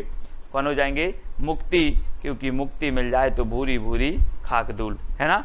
अगला है दोस्तों धूप के धान की रचनाकार कौन है? और धूप के धान आपको पता है दोस्तों, आप अगर गांव में रहते हैं तो धान अगर अच्छी बारिश हो जाए और मिट्टी बहुत ऐसी हो जाती, बहुत पानी हो जाता है मिट्टी में, तो धान गिर जाती है। धान क्या हो जाती है? गिर जाती है। तो धूप के धान, धान बोले सर गिर जाती है, तो गिरजा कुमार माथुर। गिरजा कुमार माथुर यानी कि ए नंबर आपका बिल्कुल सही होगा। ठीक है, अगला है जंगल का दर्द की रचनाकार कौन है? अब दोस्तों एक बात बताना, जंगल में बहुत सारे पौधे हैं और जंगल का दर्द आपको कैसे पता चलेगा? कैसे चलेगा? जब आप क्या करोगे? सर्वे करोगे। बोले सर जब हम सर्वे करने जाएंगे जंगल का दर्द क्या क्या है ना, तभी हमें जंगल का दर्द पता चलेगा। तो जंगल का दर्द की रचनाकार कौन है? सर्वेश्वर दयाल सक्सेना, और सा नंबर आपका बिल्कुल सही हो जाता है, सा नंबर, है ना। जंगल का दर्द सर्वे करना है, जंगल के दर्द का क्या करना है? सर्वे, तो सर्वेश्वर दयाल सक्सेना। कितनी नाव में कितनी बार की रचनाकार कौन है? दोस्तों अब आप बोलोगे सर मैं कितनी नाव में कितनी बार बैठा, सब अज्ञे है। क्या है? अज्ञे। कितनी नाव में कितनी बार? अज्ञे। तो अज्ञे यानी कि दा नंबर आपका बिल्कुल सही होगा। इसका दोस्तों आपका पहला प्रश्न है कि सीढ़ियों पर धूप में की रचनाकार कौन है? 4 विकल्प हैं आपके पास, 2 सेकंड में उत्तर आपको बताना होता है। और मैंने आपको कई बार याद करवाया है दोस्तों कि बोले सर सीढ़ियों पर धूप में क्यों खड़े हो? तो कहा कि मैं खड़ा हूं, मेरी तो रघुवीर सहाय करती हैं। क्या करते हैं? रघुवीर सहाय करती। मैं सीढ़ियों पर धूप में खड़ा हूं, मुझे कोई दिक्कत नहीं, मेरी तो रघुवीर सहाय करती हैं। तो इसके रचनाकार कौन होंगे? रघुवीर सहाय करते हैं। बोले सीढ़ियों पर धूप में खड़े हैं तो रघुवीर सहाय करते हैं, तो रघुवीर सहाय की रचना हो जाएगी, यानी आ नंबर आपका बिल्कुल सही हो जाएगा। ठीक है, नेक्स्ट है आपका संशय की एक रात की रचनाकार कौन है? कई बार एग्जाम में पूछी गई दोस्तों। 4 विकल्प 2 सेकंड में आपको उत्तर करके चयन करके बताना है। फिर मैं आपको बता देता हूं कि संशय की एक रात में, संशय की एक रात में नरेश मेहता आए। संशय की एक रात में नरेश मेहता आए, ये आपकी ट्रिक है याद करने की। तो संशय की एक रात, ये नरेश मेहता की रचना हो जाएगी, यानी कि आपका जो विकल्प नंबर सी है वो आपका बिल्कुल सही हो जाएगा। संशय की एक रात में नरेश मेहता है। ठीक है, सी नंबर बिल्कुल सही है। नेक्स्ट है आप दोस्तों, हम तुम की रचनाकार कौन है? हम तुम 4 विकल्प हैं, 4 में से आपको चयन करना है। और मैं आपको बता दूं, एक गाना आपने सुना होगा, हम तुम एक एक कमरे में बंद हों, सुना है ना? तो दोस्तों क्या कुंवर लोग, आजकल के जो कुंवर लोग हैं, कुंवर, वो चाहते हैं कि हम तुम एक कमरे में बंद हों। तो यहां पर रचना है आपकी हम तुम, और कौन चाहते हैं? कुंवर लोग। तो कुंवर नारायण की हो जाएगी, कुंवर नारायण, यानी डी नंबर आपका बिल्कुल सही हो जाएगा। ठीक है, याद करने का माध्यम है, ठीक है, कि आपको याद रहे, तो डी नंबर बिल्कुल सही होगा। नेक्स्ट दोस्तों, संसद से सड़क तक की रचनाकार कौन है? बोले सर, संसद से सड़क तक धूल ही धूल मिलेगी, धूल मिलेगी, क्या मिलेगी? धूल मिलेगी। तो धूमिल, धूल मिल, इस प्रकार से धूल मिल, संसद से सड़क तक धूल मिल, तो धूमिल की रचना है सुदामा पांडे धूमिल की, है ना? बोले सर, संसद से सड़क तक धूल ही धूल मिलेगी, धूल मिल, धूमिल। ठीक है, धूमिल साहब, यानी डी नंबर आपका बिल्कुल सही होगा, धूमिल साहब हो जाएंगे इसके। अगला है मृग और तृष्णा की रचनाकार कौन है? 4 विकल्प हैं दोस्तों। मृग की तृष्णा किसे हो गई थी? बोले भगवान श्री राम को, हरि को, है ना, उसे हरि बोलेंगे, उन्हें मृग की तृष्णा हो गई, वो मृग के पीछे पीछे भाग रहे थे। चित्र में देखो, तो मृग तृष्णा हो गई थी हरि को, भगवान को, श्री राम को, है ना? तो हरि को हो गई तो हरि नारायण व्यास, हरि नारायण व्यास, यानी डी नंबर आपका बिल्कुल सही होगा। बोले हरि को क्या हो गई थी? मृग की तृष्णा। तो हरिनारायण व्यास की ये रचना है, बहुत ही बढ़िया रचना मानी जाती है और पूछी भी जाती है। ठीक है, नेक्स्ट है सूर्य का स्वागत की रचनाकार कौन है? 4 विकल्प हैं दोस्तों, आपको उत्तर बताना है। इससे पहले कि अगर आपने वीडियो नहीं देखी है तो वीडियो जरूर बताना है। सूर्य का स्वागत कौन कर रहा है? रघुवीर सहाय, दुष्यंत कुमार, सुदामा पांडे धूमिल। ये दुष्यंत कुमार 2 जगह है, तो आप 2 में से एक कोई भी उत्तर बता देंगे कि सर सूर्य का स्वागत दुष्यंत कुमार करेंगे। कौन करेंगे सूर्य का स्वागत? दुष्यंत कुमार। ठीक है दोस्तों, जो भी साथी ज्वाइन मेंबर बनना चाहते हैं चैनल के, वो ज्वाइन मेंबर बन सकते हैं और ज्वाइन व्हाट्सएप ग्रुप में जुड़ सकते हैं। ठीक है, वहां पर आपको पीडीएफ आदि स्टडी मटेरियल प्रेषित किया जाता है। आपका कमेंट जो है सबसे ज्यादा हाईलाइट होते हैं, आपको तिरंगा इमोजी भी दिया जाता है। ठीक है, तो सूर्य का स्वागत दुष्यंत कुमार की रचना हो जाएगी। जागते रहो की रचनाकार कौन है? आपने देखा होगा भारत में जो पहरा देते हैं वो कहते हैं जागते रहो। कहां पर? भारत में। तो कौन होंगे? भारत भूषण अग्रवाल। बोले सर, भारत में जो पहरा देते हैं वो बोलते हैं जागते रहो। कहां पर? भारत में। तो भारत भूषण अग्रवाल की रचना होगी कौन सी? जागते रहो। ठीक है, अब आपसे कभी पूछा जाएगा कि जागते रहो की रचनाकार कौन है, आप बोलना कि जागते रहो पहरा देते हैं भारत में, है ना, तो ये बोलते हैं जागते रहो। ठीक है, इस प्रकार से। अगला है आत्महत्या के विरुद्ध की रचनाकार कौन है? आत्महत्या के विरुद्ध, तो दोस्तों आत्महत्या के विरुद्ध रघुवीर सहाय नहीं करेंगे, है ना, सहाय, रघुवीर सहाय। बोले आत्महत्या के विरुद्ध रघुवीर सहाय करते हैं, आत्महत्या के पक्ष में नहीं करते। ठीक है, तो आत्महत्या के विरुद्ध रघुवीर सहाय की रचना है, यानी कि आपका जो ए नंबर है वो इसको याद रख लेना, ए नंबर। ठीक है, आत्महत्या के विरुद्ध रघुवीर सहाय। ठीक है, आत्महत्या के विरुद्ध रघुवीर सहाय। धूप में, है ना, सीढ़ियों पर धूप में रघुवीर सहाय, इनको याद करेंगे। ये पूछी जाती रचना। परिवेश के रचनाकार कौन है? दोस्तों आपने प्राचीन काल में पढ़ा होगा कि राजा महाराजाओं के पास कुंवर होते थे। बोले कुंवर हुए हैं, है ना, कुंवर हुए हैं, तो वो कुंवर को बहुत अच्छा परिवेश देते थे। क्या देते थे? परिवेश। किसको? कुंवर को। कुंवर को राजा महाराजा परिवेश देते थे। तो रचना परिवेश किसकी हो जाएगी? किसकी होगी? कुंवर नारायण की। किसकी? कुंवर नारायण की, यानी कि आपका जो विकल्प नंबर ए है वो बिल्कुल सही हो जाएगा। बोले कुंवर का परिवेश, कुंवर का परिवेश, ऐसे याद रखेंगे। ठीक है, अगला है दोस्तों मछली घर के रचनाकार कौन है? आपने पढ़ा होगा पहले कि बोले मछली जल की रानी है, जीवन उसका पानी है। बच्चे पढ़ते ना, अपन ने भी पढ़ा है बहुत। और मछली की रचना, मछली घर के जो रचनाकार हैं, और इसको याद करने की ट्रिक है, मछली घर में विजय देव पकड़े गए। कौन पकड़े गए? विजय देव पकड़े गए। तो मछली घर रचना हो जाएगी विजय देव नारायण शाही। मछली घर में विजय देव पकड़े गए, तो विजय देव नारायण शाही, यानी डी नंबर आपका बिल्कुल सही होगा। ठीक है, डी नंबर। अगला है दोस्तों आपको चांदनी और चुनर की रचनाकार कौन है? 2 सेकंड में आपको उत्तर बताना है और इसका बिल्कुल सही आंसर हो जाएगा। कौन है चांदनी और चुनर? शकुंत माथुर। शकुंत माथुर यानी कि शकुंत माथुर ने चांदनी की चुनर ओढ़ी। किसने? शकुंत माथुर ने चांदनी की चुनर ओढ़ी। तो चांदनी और चुनर के रचनाकार होंगे शकुंत माथुर। इस प्रकार से याद रखेंगे। क्या बोलोगे अब कि शकुंत माथुर ने चांदनी की चुनर ओढ़ी। ठीक है, इस प्रकार से। नेक्स्ट है नाव के पांव के रचनाकार कौन है? दोस्तों आपने देखे नाव के पांव? बोले सर नहीं देखे। तो ये किसने काट दिए? जगदीश ने। कोई जगदीश नाम का लड़का है, उसने नाव के पांव काट दिए। बोले सर जगदीश ने नाव के पांव काट दिए, तो क्या हो जाएंगे? नाव के पांव के रचनाकार होंगे जगदीश गुप्त। कौन होंगे? जगदीश गुप्त। किसने काट दिए नाव के पांव? जगदीश ने। ठीक है, तो नाव के पांव रचना किसकी होगी? जगदीश गुप्त की हो जाएगी, यानी सा नंबर आपका बिल्कुल सही हो जाएगा। ठीक है, मुक्ति प्रसंग कंकावती के रचनाकार कौन है? बहुत ही बढ़िया प्रश्न है दोस्तों। और मुक्ति प्रसन्न और कंकावती ये दो रचनाएं हैं, और ये दो रचनाएं किसकी हैं? तो वो हैं राजकमल चौधरी। राजकमल चौधरी की मुक्ति का प्रसंग कंकावती से पूछो, है ना।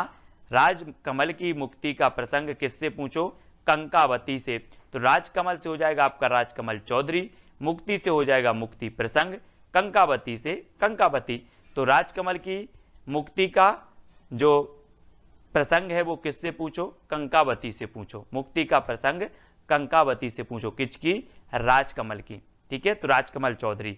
अगला है दोस्तों बांसुरी जल गई की रचनाकार कौन है? बांसुरी जल गई और जलकर क्या हो जाएगी? धूल में मिल गई। बांसुरी जल गई और धूल में मिल गई, तो कौन होंगे रचनाकार? धूल में मिल गई तो धूमिल, है ना। धूमिल। बांसुरी जल गई धूल में मिल गई, तो धूमिल।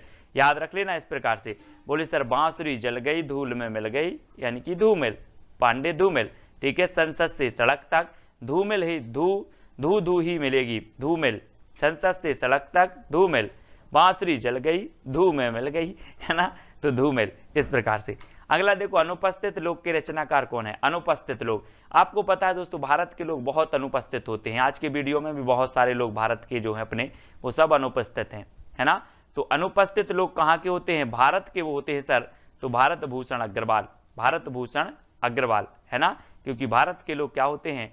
अनुपस्थित होते हैं। तो भारत से भारत भूषण अग्रवाल की रचना हो जाएगी अनुपस्थित लोग। ठीक है, अगला है दोस्तों उठे बादल झुके बादल। उठे बादल और झुके बादल का हमें क्या नापना है? व्यास। उठे बादल और झुके बादल का व्यास नापना है, तो इसके रचनाकार कौन होंगे? हरि नारायण व्यास। अब मैं आपसे कहूंगा कि उठे बादल और झुके बादल का व्यास नाप कराओ, तो आप व्यास नाप कराओगे। बोले सर हरि नारायण व्यास, उठे बादल झुके बादल। ठीक है, इस प्रकार से। और उत्तर आपका हो जाएगा विकल्प नंबर सी, और सा नंबर आपका बिल्कुल सही होगा। ठीक है, अगला है कुआनो नदी की रचनाकार कौन है? कुंवर नारायण, दुष्यंत कुमार, सर्वेश्वर दयाल सक्सेना या फिर भारत भूषण अग्रवाल। कुआनो नदी, कुआं और नदी का क्या करके आओ? सर्वे करके आओ। मैंने कहा कि अपने क्षेत्र में, अपने राज्य में कितने कुआं हैं, कितनी नदी हैं, सर्वे करके आओ। तो कुआनो नदी किसकी हो जाएगी? सर्वे करके आओ। तो सर्वेश्वर दयाल सक्सेना। काठ की घंटियां, है ना, कूठियों पर टंगे लोग, जंगल का दर्द और कुआनो नदी, ये पूछी जाती हमेशा। इनको याद रख लेना है। तो है ना, कौन कौन सा? जंगल का दर्द, काठ की घंटियां, ठीक है, और एक और है दोस्तों खूंटियों पर टंगे लोग। ये रचनाएं हमेशा आती हैं सर्वेश्वर दयाल सक्सेना की। बकरी भी इन्हीं की है दोस्तों, एक बकरी रचना है, बकरी। ठीक है, माया दर्पण के रचनाकार कौन है? कुंवर नारायण, दुष्यंत कुमार, श्रीकांत वर्मा या फिर भारत भूषण अग्रवाल। माया दर्पण, है ना। बोले सर माया के दर्पण में श्रीकांत वर्मा बन गए, है ना। माया के दर्पण में श्रीकांत वर्मा बन गए, याद रख लेना है आप। माया के दर्पण में श्रीकांत वर्मा बन गए, वर्मा बन गए, तो श्रीकांत वर्मा की रचना हो जाएगी कौन सी? माया दर्पण। माया के दर्पण में श्रीकांत वर्मा बन गए। ठीक है, इस प्रकार से। अगला है मिट्टी की बारात के रचनाकार कौन है? दोस्तों यहां पर जो विकल्प दिए हैं इन विकल्प के अनुसार बताना है, नहीं तो अमृतलाल लांगर की भी रचना मिट्टी की बारात, शिवमंगल से सुमन की रचना भी मिट्टी की बारात है। और मिट्टी की बारात किसकी है? त्रिलोचन, त्रिलोचन की है। और त्रिलोचन आपको पता है शंकर जी को त्रिनेत्र कहा जाता है, त्रिनेत्र, जिनके 3 लोचन हैं उन्हें त्रिनेत्र भी कहा जाता है। और स्यो भी आता है, स्यो, तो स्यो से शिवमंगल से सुमन की है मिट्टी की बारात। और यहाँ पर त्रिलोचन आ रहा है तो त्रिलोचन की भी मिट्टी की बारात है। इसको याद रख लेंगे, यानी कि आपका सा नंबर बिल्कुल सही हो जाएगा। ठीक है, अब अगला दोस्तों, बोलने दो चीड़ को, बोलने दो चीड़ को, ये कौन बोलेगा, कौन बोलेगा? कोई भिखारी बोलेगा कि राजा बोलेगा, है ना? राजा कुर्सी पर बैठता है ऊंचे और बोलता है कि बोलने दो चीड़ को, बोलने दो चीड़ को। तो बोलने दो चीड़ को बोला है नरेश। कौन बोला है? नरेश बोल रहा है, तो नरेश मेहता, है ना? कोई नरेश है और वो बोल रहा है कुर्सी पर, ऊंची कुर्सी पर बैठा है, बोल रहा है बोलने दो चीड़ को, नरेश मेहता, बोलने दो चीड़ को, नरेश मेहता। और सा नंबर आपका बिल्कुल सही हो जाएगा। नेक्स्ट है एक पतंग अनंत में की रचनाकार कौन है? एक पतंग अनंत में। और दोस्तों आपको पता है कि जो वाजपेयी जी, अटल बिहारी वाजपेयी जी थे, वो भी एक कैसे थे? एक पतंग थे, है ना? पूरे भारत में उनका क्या था? वर्चस्व था, पूरे विश्व में था। ठीक है, और इन्होंने संयुक्त राष्ट्र में सबसे पहले क्या हिंदी में भाषण भी दिया था। तो एक पतंग थे वाजपेयी जी, जो कहाँ चले गए? अनंत में चले गए, अनंत में। ठीक है, तो एक पतंग अनंत में कौन? वाजपेयी, यानी कि अशोक वाजपेयी। और सा नंबर आपका बिल्कुल सही होगा, अशोक वाजपेयी। ज्ञात से अज्ञात की ओर हम याद करते हैं, पढ़ते हैं। ठीक है, अब दोस्तों अगला जो आपको प्रश्न है जिसका उत्तर आपको बताना है, कागज के फूल किसकी रचना है? कुंवर नारायण की, दुष्यंत कुमार की, अशोक वाजपेयी या फिर भारत भूषण अग्रवाल की। ये 4 रचनाएं हैं, 4 विकल्प हैं। इनमें से आपको चयन करके बताना है कि ये रचना किसकी है।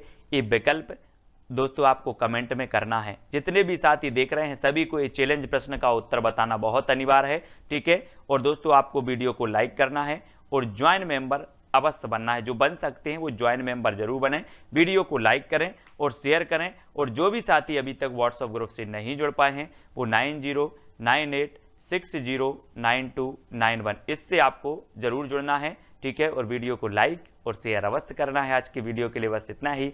जय हिंद।